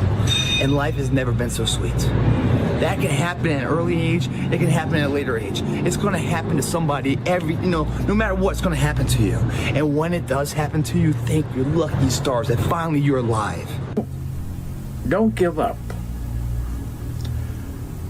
If times are hard, good things nor bad things last forever. But most generally, we are in control of our own destiny. Is that you're all in. No matter what you do, you're all in. This is going to kill you. So I think you might as well play the most magnificent game you can while you're waiting. Because do you have anything better to do? Really? Why not pick the best thing possible that you could do? Why not do that? Maybe you could justify your wretched existence to yourself that way. I think you could, because you're more powerful than you think. Way more powerful than you think. I mean, God only knows what you are in the final analysis. You're blind to your own weaknesses, but you're also blind to your own strengths. It's like, how far could you take that? If you stopped wasting time, and if you stopped lying, and if you oriented yourself to the highest possible good that you could conceive of, and you committed to that, how much good could you do? Well, I would say, why don't you find out? It's time to unwrap the potential you can be. Superior, man. It's within you. It's within every single one of us. And the people that have risen to that level were no different than any one of us. It's just they believed it and they were willing to work their fucking ass off to get it. It wasn't about the potential. It wasn't about the genetics. It was about the perseverance. And it wasn't about being the hardest fucking worker in the room. That's what got them there. And it didn't happen overnight. They got knocked down more than they ever stood up. But they kept going and kept going and kept going and kept going, because what else is the alternative? To be average again. That sucks, man. I had a difficult childhood, but there's no excuse for people not being able to do what they want to do. You can do anything that you want to do. What do you really, really want from your life? If you had no limitations, if you had all the money and all the time and all the talents and all the abilities, if you could do or be or have anything, what would you really want in your life? I'm going to have setbacks, I know. But if I'm feeling bad, that doesn't mean I'm doing bad. That doesn't mean I am bad. That doesn't mean that I can't still take some action. Because, yeah, nothing changes and nothing changes, man. You're the backbone of this country. You're the backbone of the world. I don't care if you're in Asia, Africa, Korea, Japan. I don't care where you are, the United States. You are the leaders, the future leaders of this world. Happen. In life, folks, you cannot change your life unless you change something. If you always do what you always did, you'll always get what you always got. The unfulfilled potential is the story of most people's lives. It is. It is. And it could have been the story of mine. And I tell a lot of people go, what's your biggest fear in life? And my biggest fear, honestly, was, let's say this. Let's say, I don't care if you believe in God or not. I don't care. So let's just play a game with me. Let's say you're God. And we have a big fucking long line of people. And I made it to heaven. I'm 75 years old. I'm 300 pounds. I made it to heaven. I worked for Ecolab my entire life, spraying for cockroaches. That's what I did. But I'm dead. I'm in heaven now. And you're judging us all now. So we're in line. We're all sitting there in line. You have Adam Brown. He has a big board up, and you're talking to Adam Brown about his life. And you rip it down, and I'm next in line, David Goggins. I see my name, and I see all this shit, and God goes, hey, you say, read this, man. And I'm reading this list, and I'm seeing 182 pounds, Navy SEAL, Ranger School, motivational speaker, changing lives. Okay, man, pull-up record, all this shit. And I'm like, that's not me, man. And God looks at me and says, that's who you were supposed to be. I'm always waiting for everything to be perfect before I live my life. I'm always waiting for everything to be perfect before I live my life. As soon as these things line up, I'm going to live my life. Man, I'm so guilty of that. It's not all I'm never gonna get to that where everything's okay, where everything looks a certain way. And in the meantime, I'm burning the best time I do have available. I'm burning that candle up. I'm burning this candle down, and I'm saying as soon as it gets bright enough, I'm gonna show up. But the candle's getting smaller.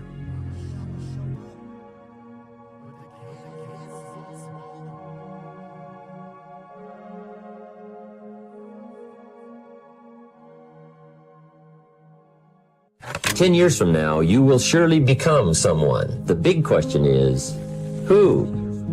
10 years from now, you will surely arrive. And the question is, where?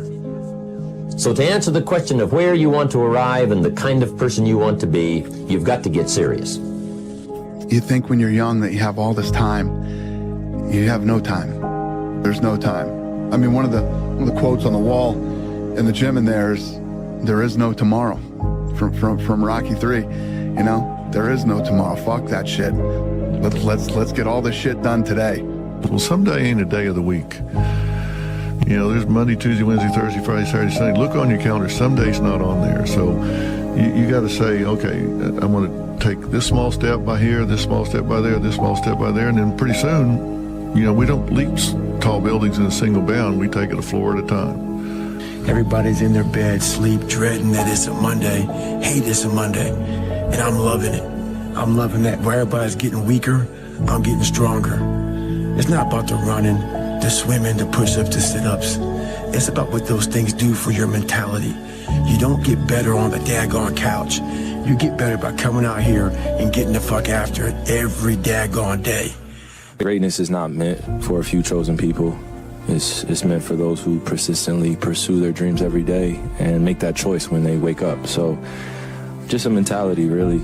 Aspirations come from people that do amazing things, but they're really ordinary people just waking up every day doing the little things that other people aren't doing. So every morning when you get up, say over and over to yourself, do it now, do it now, do it now, I do it now, do it now. Whenever you have this tendency to procrastinate, program your subconscious mind with this automatic conditioned command, do it now, do it now, do it now.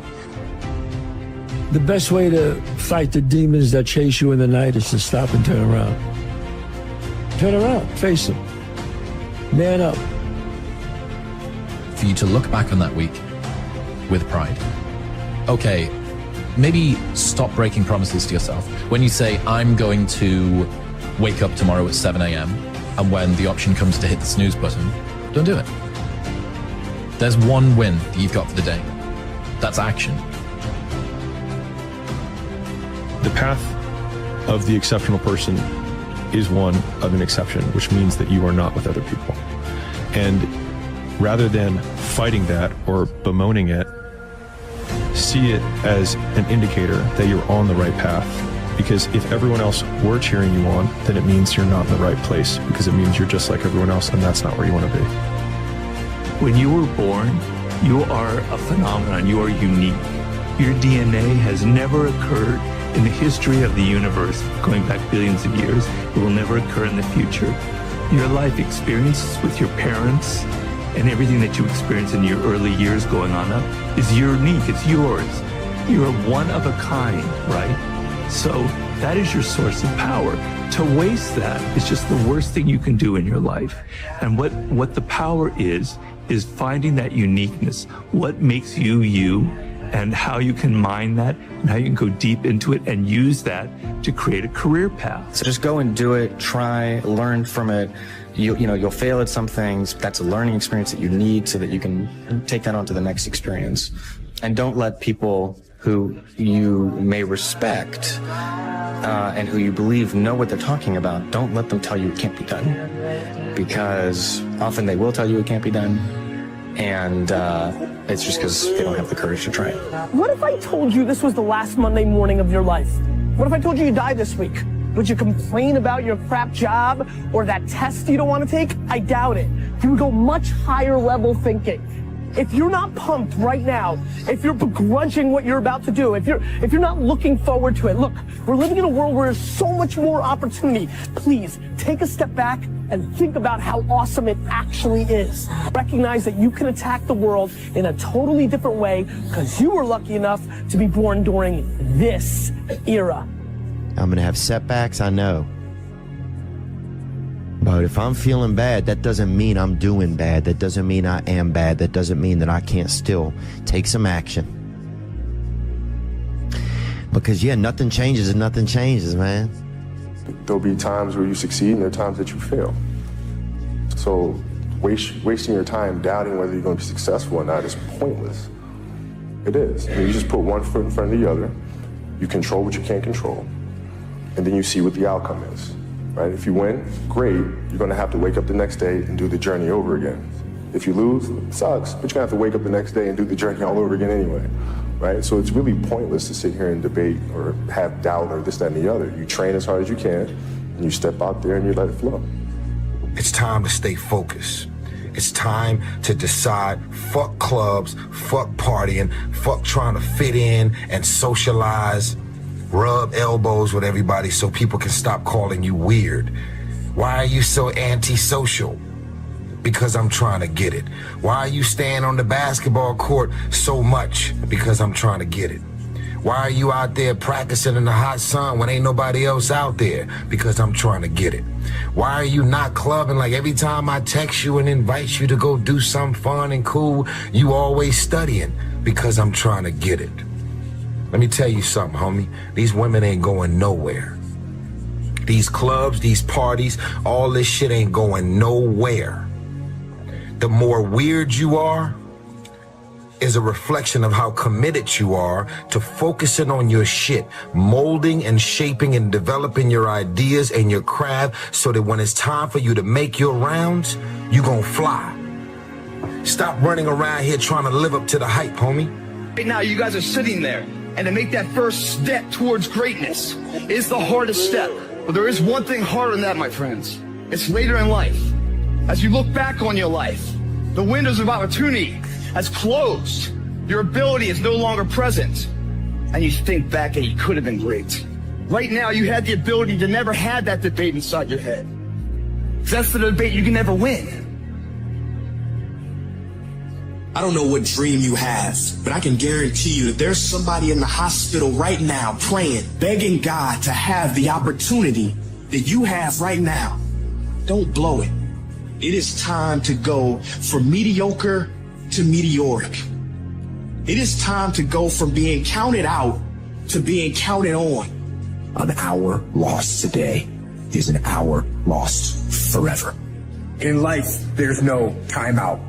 You can't raise your hand and stop the clock. It doesn't happen. So instead, I recommend you learn how to flip that switch when you face something that is overwhelming or challenging. You flip that switch that says, go time. You don't have forever. Stop acting like it. That's the way life is. You don't have enough time. You gotta make time.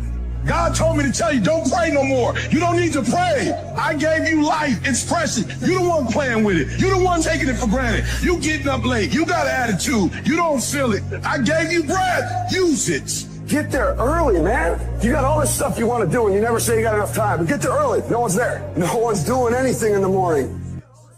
You see, the mind can only focus on one thing at a time. The mind cannot focus on two things at once. If you try and put two images in the mind at the same time, you have confusion.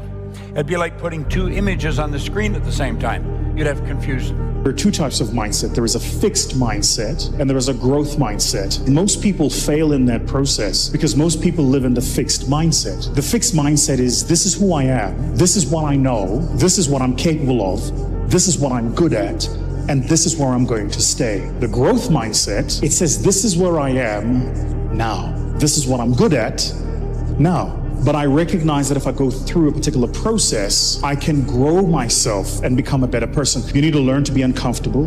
You need to be comfortable being uncomfortable. And you need to be in a space where you allow yourself to be challenged, but more importantly, in a space where you are willing to be uncomfortable and grow. So how do you train your mind so that you have more positive, uplifting, and optimistic thoughts and less negative? Whatever the sources of that negative thought is, if you don't kill it and replace it with positive incantations, with positive reinforcement, with reading books that build you, listening to podcasts and watching YouTube shows that are going to inspire you, that are going to move you to the 2.0 version of yourself. If those negative thoughts are not replaced with positive thoughts, then you are destined to failure. Or at least success is going to come at a very high price. Here's the thing about mindset. A mindset will not change the shitty situation you're in. A positive mindset changes you, which changes your ability to deal with the shitty situation that you're in. Stop scaring yourself. How often do you terrorize yourself with your own thoughts? You get into absolute terror, and it's only coming from your thoughts. Nobody out there is doing a thing. Sometimes it's an old family pattern. Sometimes we get new things. You know, we find so many ways to scare ourselves. I would like people to, when you have time, to make a list of your fears. Make a list of your fears, and then give yourself the opportunity to turn each fear into a positive affirmation. Turn each one into something positive. And remember, always you are in charge. You are always in charge. How do you activate the superconscious mind? Here is the most powerful of all. We call this the master method of activation. It is called solitude. Now, how do you use solitude? We call this go into the silence. Go and sit down quietly by yourself for 30 to 60 minutes. 30 to 60 minutes. Most people in our society have never sat quietly for 30 to 60 minutes in their entire lives. Yet I will tell you this method works 100% of the time. That any problem that you have, any difficulty, any challenge, any goal that you want to accomplish, if you'll go into the silence and sit quietly and then listen to the still small voice within, at a particular moment, the mind will go clear and wham, exactly the answer you need will come at exactly the right time. You can protect yourself from negativity. And that's what stops most people, negative thoughts. The way you can put a coating around your mind is with one simple thing, gratitude. Gratitude erases negativity. I'm gonna show you how this works. If you wake up in the morning, you start having negative thoughts. Every time you feel, in the middle of the day, if you feel yourself doing that, stop, just stop for a second. And start going over in your mind everything you have to be grateful for. Not everything you want, everything you already have. Because what you have is substantial. But the fact that you can walk, that's a blessing.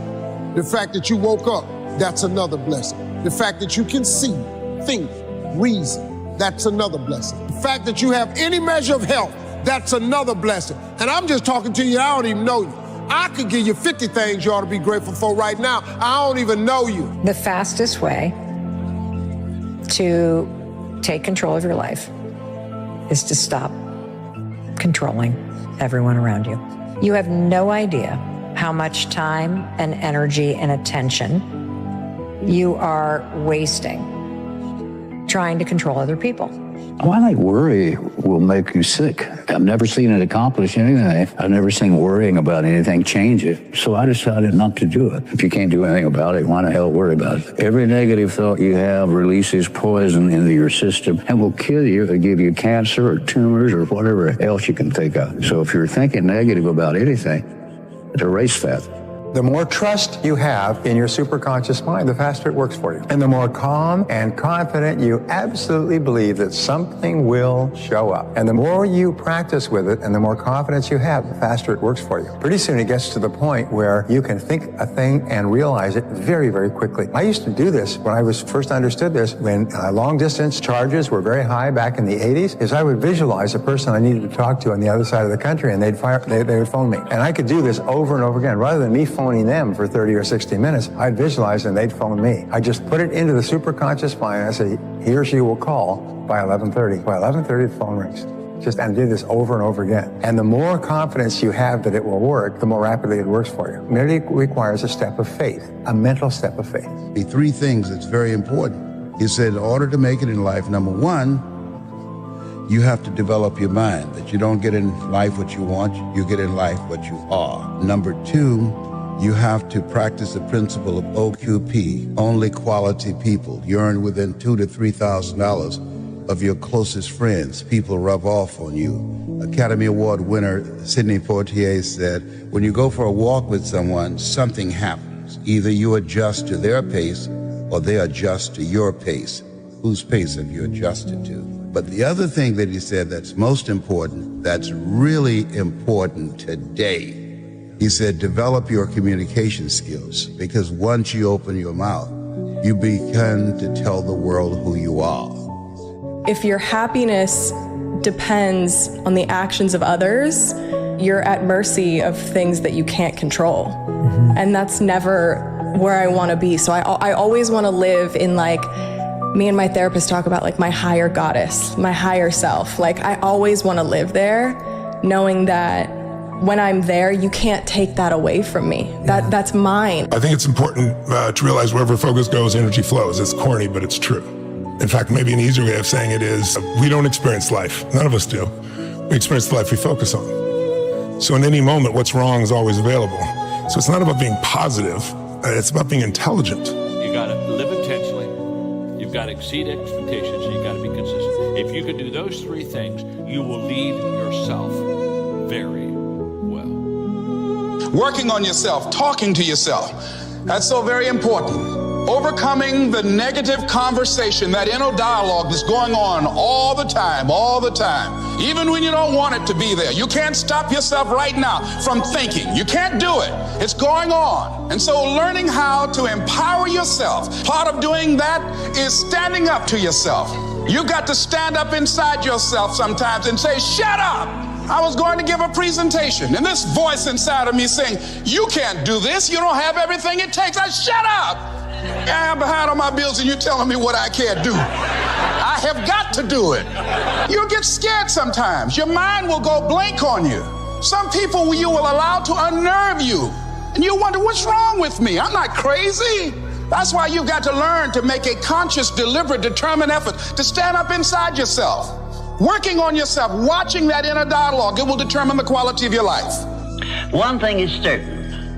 No one ever becomes very wise without the aid of self-discipline.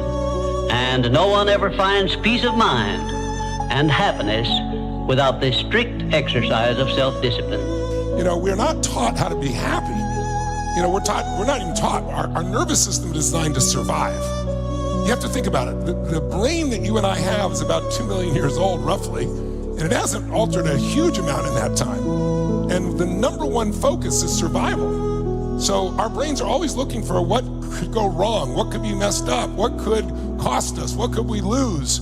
And it used to be to protect us from a saber-toothed tiger, so we'd learn to fight or flight, run from it, or freeze and hope and didn't notice it. Those are the three patterns most people do under stress. They fight, they flight, or they freeze.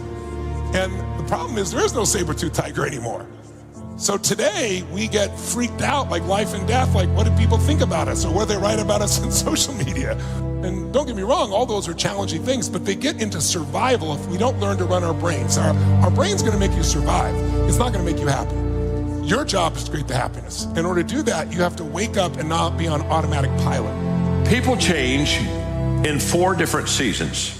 It's when they hurt enough they have to, when they see enough they're inspired to, when they learn enough that they want to, and when they receive enough that they're able to. Those are the 4 times that people change. Short-term thinking says the donut tastes good, eat it. Short-term thinking says one workout doesn't matter, I can skip it.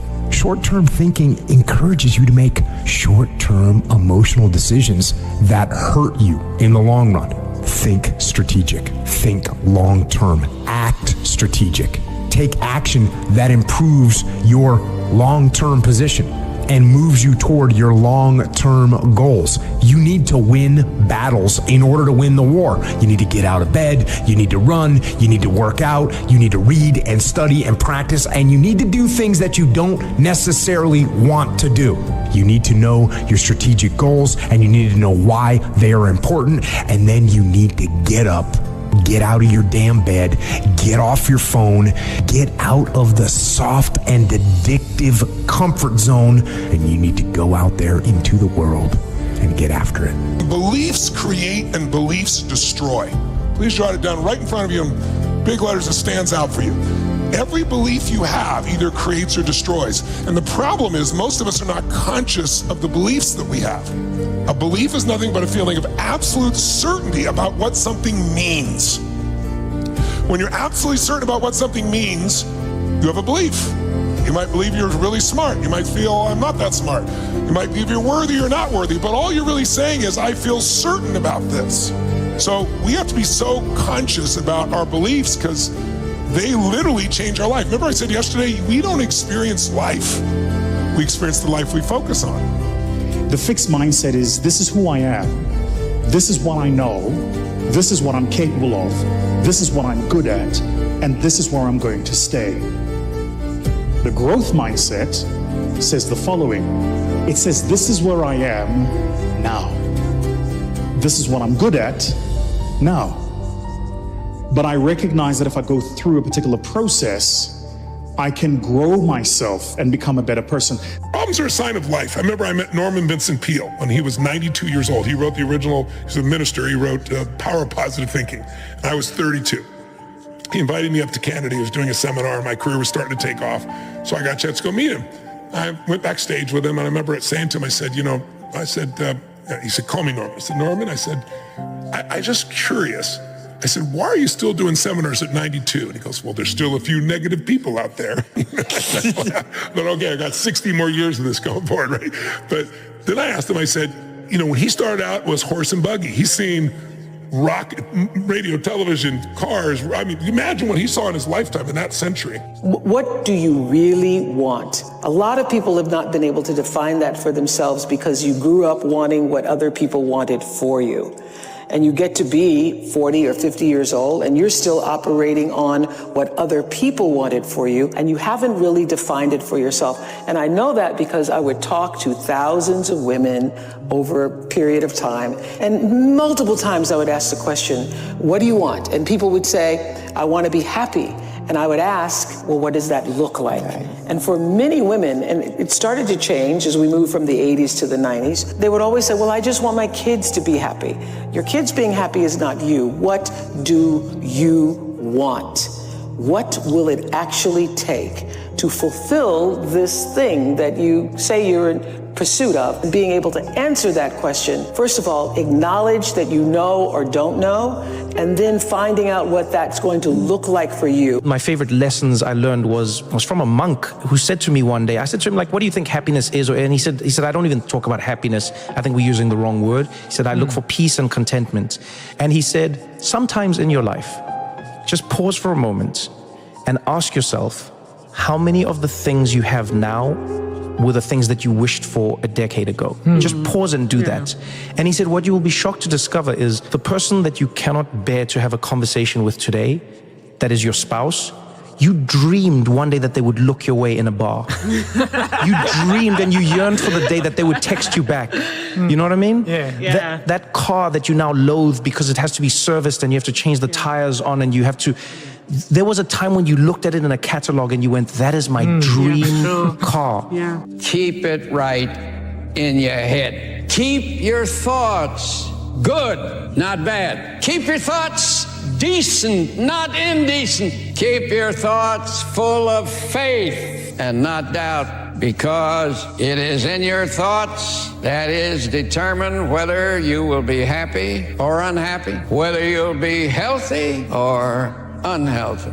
The happiest person is he who thinks the happiest, most interesting, finest thoughts. And that is a fact. The mind is like a factory, a mental factory. And whatever you think about all day long pours ingredients into this mental factory. Can you imagine dumping a barrel of trash into this mental factory every day and coming out with a rich, dynamic, positive life? It can't be done. You decide what goes into your mental factory. Don't let anybody just dump anything they want to in your mental factory, because you've got to live with the results. Get over yourself. Let me explain something to you. It's not about you. The first step in leadership is to get over yourself. The first step in connecting with people is to get over yourself. The first step in communicating is to get over yourself. I tell people all the time when they say, I want to be a great communicator, I said, number one, just get over yourself. Get over the day that you're more concerned about helping people than how you look. All of a sudden, good things begin to happen. It's the key to serving others. It's the key to influencing others. And by the way, the get over yourself is the Maxwell translation. Jesus said, if you want to be first, you have to be last. Yes, you do. And if you want to rule, you have to serve. You want to live, you have to die. He was just saying, get over yourself. Thoughts create feelings. Feelings create your behaviors. And your behaviors create the outcome. In your relationships, at work, with your money, whatever. The most important foundational thing to get right is how you think. And I am not a fan of positive thinking. I'm a fan of accurate thinking with a positive spin. And if you allow your mind to go to darkness, to go to negativity over and over and over again, you're building a pathway in your brain for negativity, which is why mental health is a daily practice. You need to practice accurate thinking with a positive spin over and over and over again. And your mind will slide down that slide easily, quickly, and your life will be so much better. 3 P's that you got to annihilate, crush, or destroy if they're getting in the way of your progress in a relationship or your career or your happiness or your health. These are the 3 P's that make learned helplessness. Number 1, you think the problem is permanent. Once you've had enough disappointment, sometimes your brain doesn't want to get disappointed, so it's a permanent problem. Please write down, no problem is permanent, only your soul is permanent. Nothing's forever. Everything changes, everything eventually ends, and something new begins. That's part of life. Those are the seasons of life. The second P that keeps people in learned helplessness so they don't change, this belief's got to be annihilated, broken through, and that it's pervasive.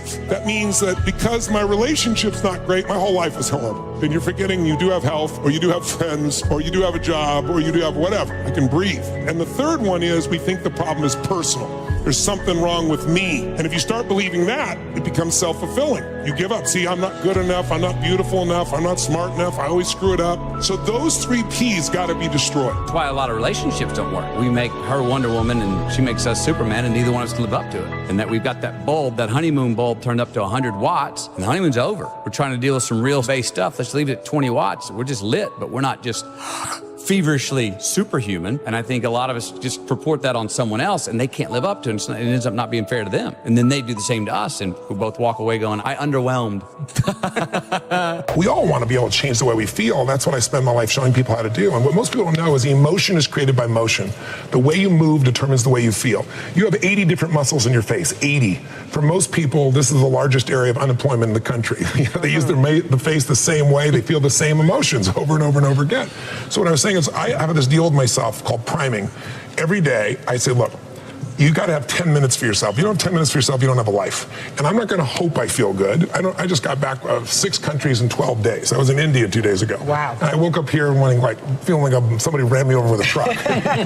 But you got yourself psyched up. But the way I did it is I do this process, and it's 10 minutes. I put some music on. I do this massive change in my breathing, so it radically changes the way I feel. And then I do this 3-step process. First, I do 3 minutes of gratitude, where I think of 3 things I'm really grateful for, and I associate. I don't think of it over there. I feel it. And the reason is, when you're grateful, you can't be worried. You can't be fearful. When you're grateful, you can't be angry. And anger and fear are what screw people up most in their relationships, in their life, in their business. So I wire myself. I was saying to you that most people want to be happy, but their habit is to be worried or pissed off or frustrated or stressed. And so they've got a highway to stress and they got a dirt road to happiness. So I wire myself. I've got a highway to gratitude, which changes all your emotions. And then I do a 3-minute process of kind of a prayer for my family and friends. And then I do a 3-minute process of the top 3 things I want to accomplish. I see it as done and I feel it. I'm done in 10 minutes. So sometimes I go 20, but my deal is 10, so there's no excuse not to do it. Something happens no matter who you are, if you're average or if you're good. When you get around greatness and you stay around greatness, you start listening to great podcasts and reading great books, and you start hanging around great people, and you start becoming a part of great masterminds. Guys, you just evolve. And I don't know what happened, but every year I went from a high school dropout and homeless to I started to becoming every single day more of who I am. And I can't believe it. My next goal is to win the Nobel Prize. Why? I had to come up with something. Listen to me, you have to be careful when you hang around average people. All they're going to do is tell you what they can't do, and that's okay that they can't do it, but that has absolutely nothing to do with us. We can go from being homeless and high school dropouts to having PhDs, writing books, and becoming the voice of a generation. We can do whatever we believe we can do, and we don't need anybody's permission to do it but ours. Leadership is not a rank. Leadership is not a position. Leadership is a decision. Leadership is a choice. It has nothing to do with your position in the organization. If you decide to look after the person to the left of you and look after the person to the right of you, you have become a leader. When you really sit back at your life and you are in that dark room and you're looking at where you started from and you tell yourself, God, dog, man, my mom is this way, my stepdad got murdered, my dad beat the shit out of me, I can't read and write to save my soul, I've lied about it to everybody, I've cheated on all these tests. My God, man. And then you put a goal in your mind. How are you gonna feel, man, when you accomplish this goal coming from that coming from the hell you came from? A lot of people start from a good starting point. They have a good foundation. What if you can surpass all of these? What if everybody who was way up here started up here, and you started with no legs. You had to grow legs to even start walking, and then crawling, and then running, and then you start passing people with all this given to them. I had to use all this negative that was making me weak and horrible as a person. I had to use this as the power that now fueled me. I had to flip it on its head and say, hold up, this might be exactly what I need. The darkness is exactly what I need. It's how you look at your situation. And I was looking at it all f***ed up. Don't rely on social media. Put it down, turn it off, shut up, be quiet, learn, read, relax, get better. First part of your life you learn, second part of your life you earn, third part of your life you return. Can you be my therapist? I already am. I don't know what that dream is that you have. I don't care how far-fetched it might appear to be. I don't care how disappointing it might have been as you've been working toward that dream. But here's what I know, that dream that you're holding in your mind, that it's possible. When it was hard, I used to wish it was easy. I didn't know. And then Mr. Schoaf gave me a part of his very unique philosophy when he said, don't wish it was easier, wish you were better. The training never what? It never ends. It never stops. I've trained everybody. The training never stops. You don't build a muscle and work out one time and then expect 5 years from now you're going to have muscle. The only thing you can count on in an organization is entropy. Meaning all things in the world they break down. The only way you stop entropy is by constantly rebuilding. You rebuild by constant training. That's why you got to prime yourself each day. Just 10 minutes, prime yourself psychologically, mentally, emotionally, so you are ready for prime time, called your life. I didn't give up. That's what I'm saying to everybody. We all go through pain. Some of us go through pain and it becomes our tombstone. Some of us go through pain and it's a scar. And we live a life of reward. So I'm just gonna say, again, 2025, do me a favor, check you. So you're in the ballot box and you're looking at all these options, doctor, lawyer, teacher, whatever you see, president, mayor, governor, do me a favor. Before you check off any of that, check you. And there's two very simple parts to the let them theory. Part one, you're going to use whenever you feel yourself starting to get frustrated or stressed out or annoyed or worried about what somebody else is doing, feeling, or saying. Just say, let them. Let them say what they're going to say. Let them think what they're going to think. I'm going to stop trying to control them and just let them. And the second step is when you say, let me. And when you say, let me, you remind yourself that in life, there's only three things you can control. It's what you think, it's what you do or don't do, and it's how you process the feelings that are rising up. And when you say, let me, this is where you get your power back. Let me remind myself that my power is not in what other people are doing. My power is always in my response. And when you focus on your response, and particularly you focus on showing up in a way that makes you proud of yourself, you're now in control of your life. Why would you not go for it? Why would you not take a chance? At one point in time, you got to take a chance on you. What controls the quality of your life? What controls the quality of your life? Is it money? Can you have a lot of money and still have a horrible life? Yes or no? Yes or no? Is it relationships? Can you have someone who totally loves you and still be miserable? Yes or no? So there's only two things that control the quality of your life. Please jot them down. For the rest of your life, you want to remember. The quality of my life is controlled by two things: meaning and emotion. Meaning and emotion. The meaning you give to things controls the emotion that you feel. People come up with different meanings, and that produces different emotions, and those emotions make you make different decisions. When you're angry, you're going to decide differently than when you're playful or grateful or excited. So the secret to life is controlling meaning and emotion. Here's the deal. You, from now on, if it's something personal, call it a goal. For real, let's get the terminology right. If you want a car, we're gonna name that's a goal. Don't put your car in the same category as Martin Luther King when he said, I have a dream. Don't put that in the same category. That's a different category. If you're trying to build your business portfolio, that's a goal. When you use the word dream, now you are changing other people's lives.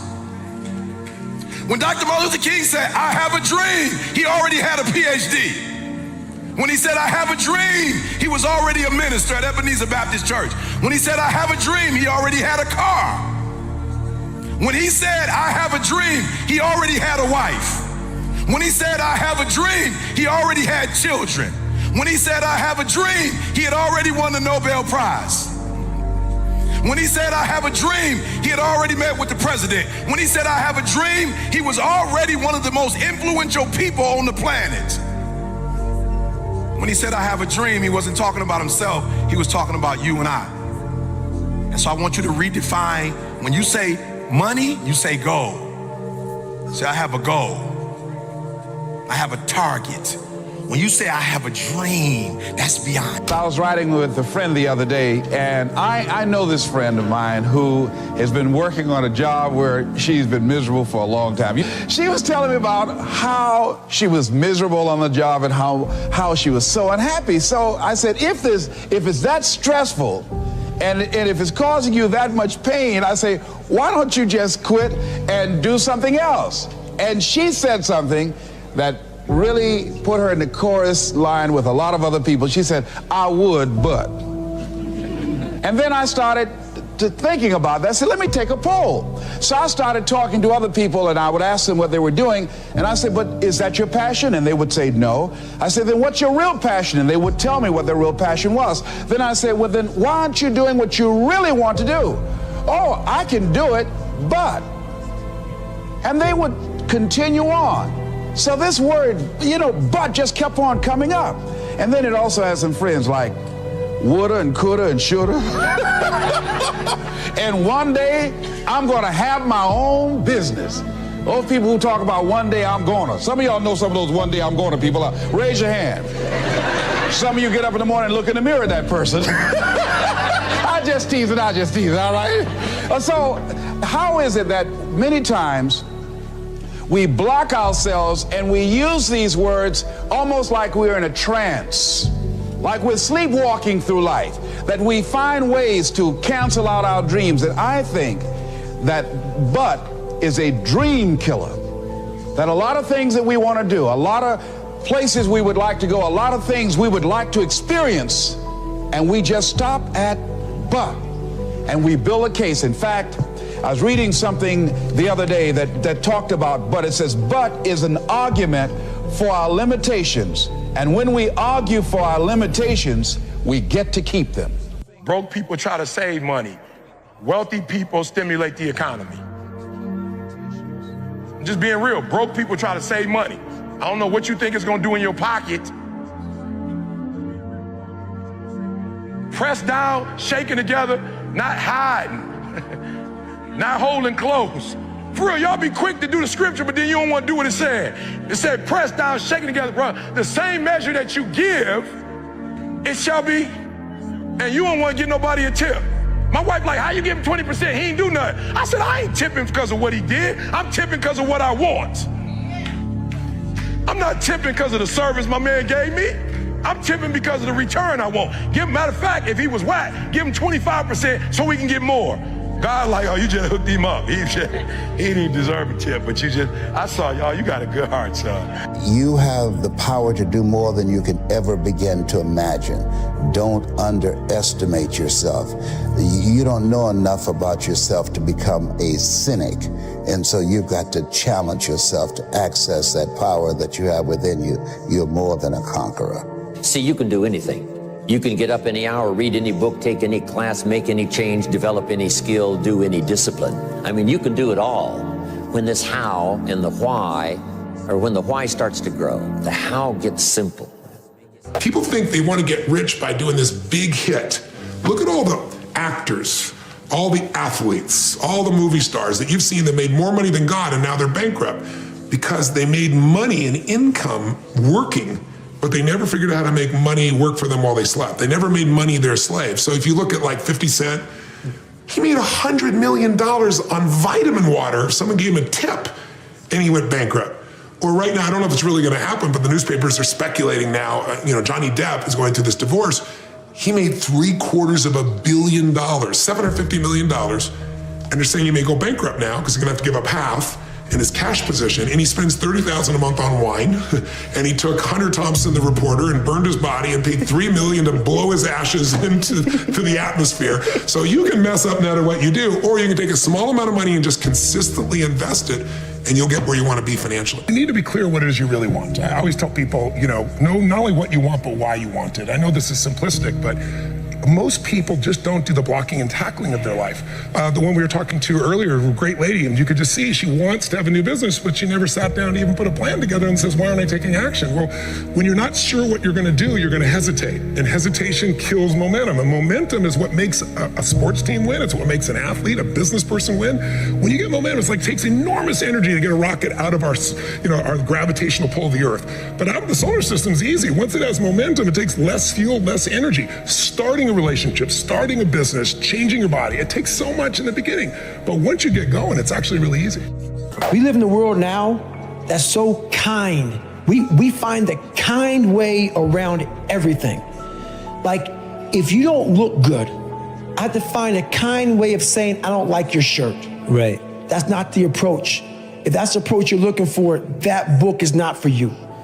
Can't Hurt Me is not for you. The approach you have to take, at least I took, you take whatever approach you want. The conversation had to be a real, honest conversation. In the accountability mirror, guess what? I was fat. Don't find a kind word to say that, you know what, I've gained some weight. No, you're fat. When I couldn't read, not like, hey, you have a learning disability. No, I cannot read. of a 4th grade reading level, I'm struggling. And sometimes I call myself stupid, not in a way to put myself down. So don't take it like, my God, those are so hurtful. Yeah, they're hurtful, dishonest. The conversation has to become an honest conversation of where you're at mentally. Where am I at mentally? I look like I feel like I'm falling behind in school. I'm lazy. My house is a mess. You have to look at what it is and call it what it is. Don't find words to make yourself feel better, because so we hang around people that make us feel better, that tell us what we want to hear, not what we need to hear. And so we stay away from those people. And we stay away from those people, like our internal dialogue becomes that kind, it's okay, it's not okay. So that's where it starts. It starts with that accountability of, it's not okay anymore. This can no longer be okay. And calling yourself out for exactly what you are and exactly how you need to fix it. Things I have realized, and many of us have, that if you want something out of life, if you want to change yourself, if you want to acquire something, if there's some goal that you want to reach, that is really not easy as some people will make us feel. That living your dream, changing your behaviors, overcoming negative habits, it's challenging. It's hard. That living alone is just very difficult. And once we begin to come to grips with the fact that living is difficult, life is very challenging. I heard a song once by a guy named Dimples called, "If it ain't one thing, it's another." I say to you, if it ain't one thing, it's 12 others. Always something. You will never ever have a problem-free moment in life. Somebody said, and I like this, that you either in a problem or just left one or headed toward one. Anybody found that to be so? Raise your hand if you know what I'm talking about. I mean, there's always something. So how do we begin to nurture that hunger? What are the characteristics or the qualities of people that are hungry? What will it take for me to get some of the things that I want? And being hungry for those things. Number one, you've got to work on yourself. It's very important that you engage in an ongoing process to develop you. Spend more time on yourself than what you've been spending. The number one thing that's going to change your life, the only thing that will change your life, change your business, change your money, change your relationship, is you must raise your standard. Now I know that sounds boring, stupid, basic, but it's the truth. The only thing that changes our life long term is when we raise our standards. What does that mean? That sounds so boring and dumb. It means that all of us in life have things we want. We don't get what we want, we get what we have to have. Remember I said earlier, we all get what we tolerate in ourselves and other people. But when you're no longer willing to tolerate something, that's when your life changes. The difference in people is their standards, period. The difference in people is their standards, period. And what do I mean by standards? Everyone in the world has a list of things they think they should do. I should lose weight. I should work out. I should spend more time with my kids. I should work harder. I should make more calls. I should. And then you know what? People don't do their shoulds and they get mad at themselves and they what I call should all over. What's it called? Outstanding, magnificent, unstoppable, extraordinary, not excellent. It's a different level. It's a level where you are not one of the best, you are the best. And you know what's amazing? You only have to be 2 millimeters more than everybody else and you get everything. You get the joy, the laughter, the fun, the family, the passion, the economics, the freedom, the spirit. It's all there. What Jerry Maguire called the Quan, baby. All of it. and it's just 2 millimeters above, and most excellent people give up because they're exhausted. And there's some people who go, the harder I hit it, the more I hit it, sooner or later it's going down, I'm not stopping. And when you do that enough, it pops open. How many of you ever decided not to do something based upon an assumption? Raise your hands, please. And so that's why it's important for us to be strategic and experiential and being able to tell the story to distract them from their current story, distract, dispute, break down the limited belief system, and inspire them to say yes to a new opportunity in their lives. And so as a result, I didn't do what I'm doing now because I had such a tremendous inferiority complex because of my lack of college education. I stopped myself. There's an African proverb that says there's no enemy within, the enemy outside can do us no harm. And so as you look at yourself, as you look at your goals, look at your dreams, it's very important that you take time every day and write this down to retrain your thinking. You got to retrain your thinking. Because how we live our lives is a result of the story that we bought into. You know what's so funny?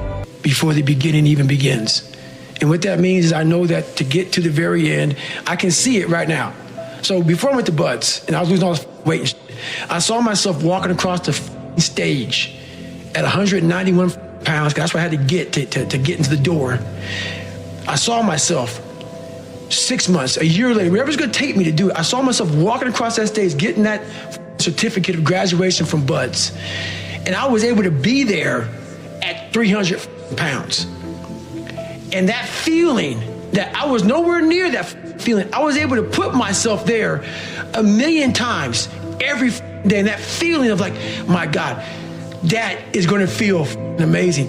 That's what made me suffer. That's what allowed the pain to be real and say, this is worth it. I want to feel for this next 18 months. It took me 18 months to finally become a Navy SEAL, to finally, just get through Buds. 18 months, it's 6 months. It took me 18. That's what woke me up every morning was, I'm gonna put myself through this much pain and suffering for a few seconds. That's all it is. A few seconds of joy. And it's so worth it, man. That's what people don't get. So I'm able to put myself at the finish line, even though I have no finish line, but at the finish line of an event before I even start to say, how are you gonna feel at the end of this? Visualizing is my biggest tool of life. That's why I've been able to put myself in cold water, put myself in a 100-mile race millions of times before I've done it.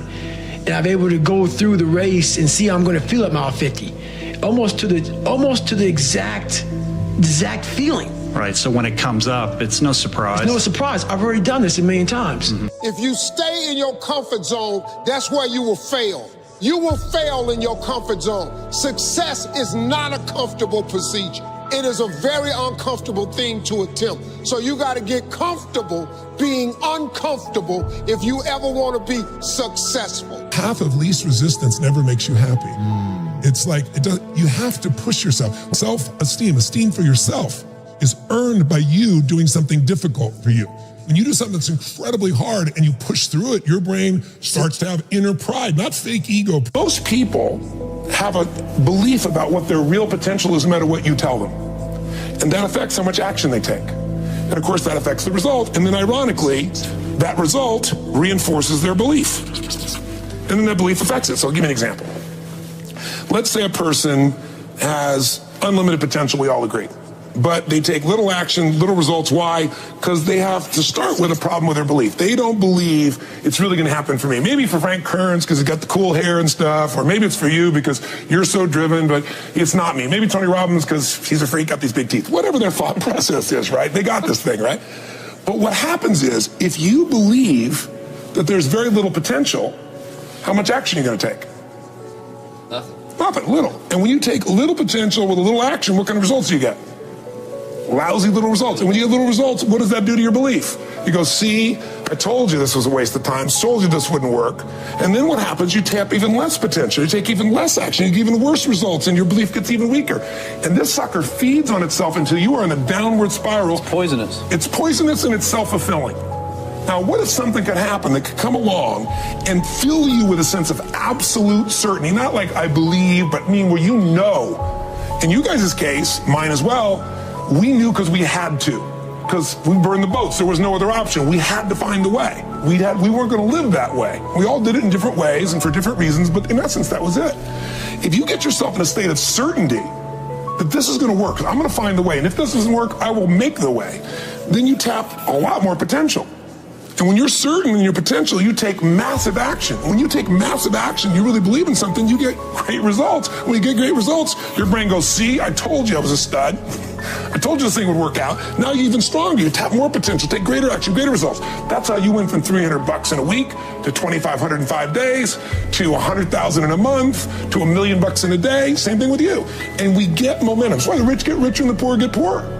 Now, some people go out and they go, well, I'm going to take a bunch of action, all right? I'm going to open this product, I'm going to try it. And they'll say to you, I even did it. But it's like a salesman who goes and knocks on the door, and he knocks on 100 doors and says, you don't want one of these, do you? Yeah, exactly right. Yeah. And even if he doesn't say it verbally, his face says it because he doesn't believe it's going to work. So his voice, his body, the execution is so weak.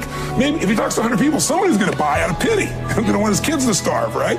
But he's not going to get the result. So the core difference in people is how do you produce certainty when the world isn't giving it to you? You go out and you try, in your case, you're 100,000 in debt, nothing's working. How do you keep yourself going? The way you did it, the way I did it, the way you're doing it, we may not have done it consciously, is we didn't change our potential, that was there. And it wasn't even taking more action. Taking more action with a belief it's not gonna work, it's not gonna change anything. We got results in our head that made us feel certain as if it had already happened. So you have to say, here's where I am, here's where I want to be, and you have to be honest. It's not where I want to be, it's uncomfortable. But then the second part is you got to uncover, face the truth, what has gotten in the way in the past. And there's only 5 things usually. Fear of failure, fear of success, fear of unknown, fear of not looking good, fear of all those things. Or 2, a limiting belief, like I've tried everything. Once you believe that, you don't even try anything anymore. Someone trying to lose weight, that's the common one they'll say, because they've tried a bunch of things that didn't work. Or all the good ones are gone, you know? Right. All right. Or they're gay and I'm not, or I'm gay and they're not, or whatever the story is. There's a story, a belief system that limits them, and so it keeps them from maximizing their ability. Third thing that could have gotten in the way, some other emotion, overwhelm, stress, anger, resentment. Those things just shut down your progress. What do you think is the greatest human skill? Not habit, but mindset and skill. That's a great question. I don't know if I got what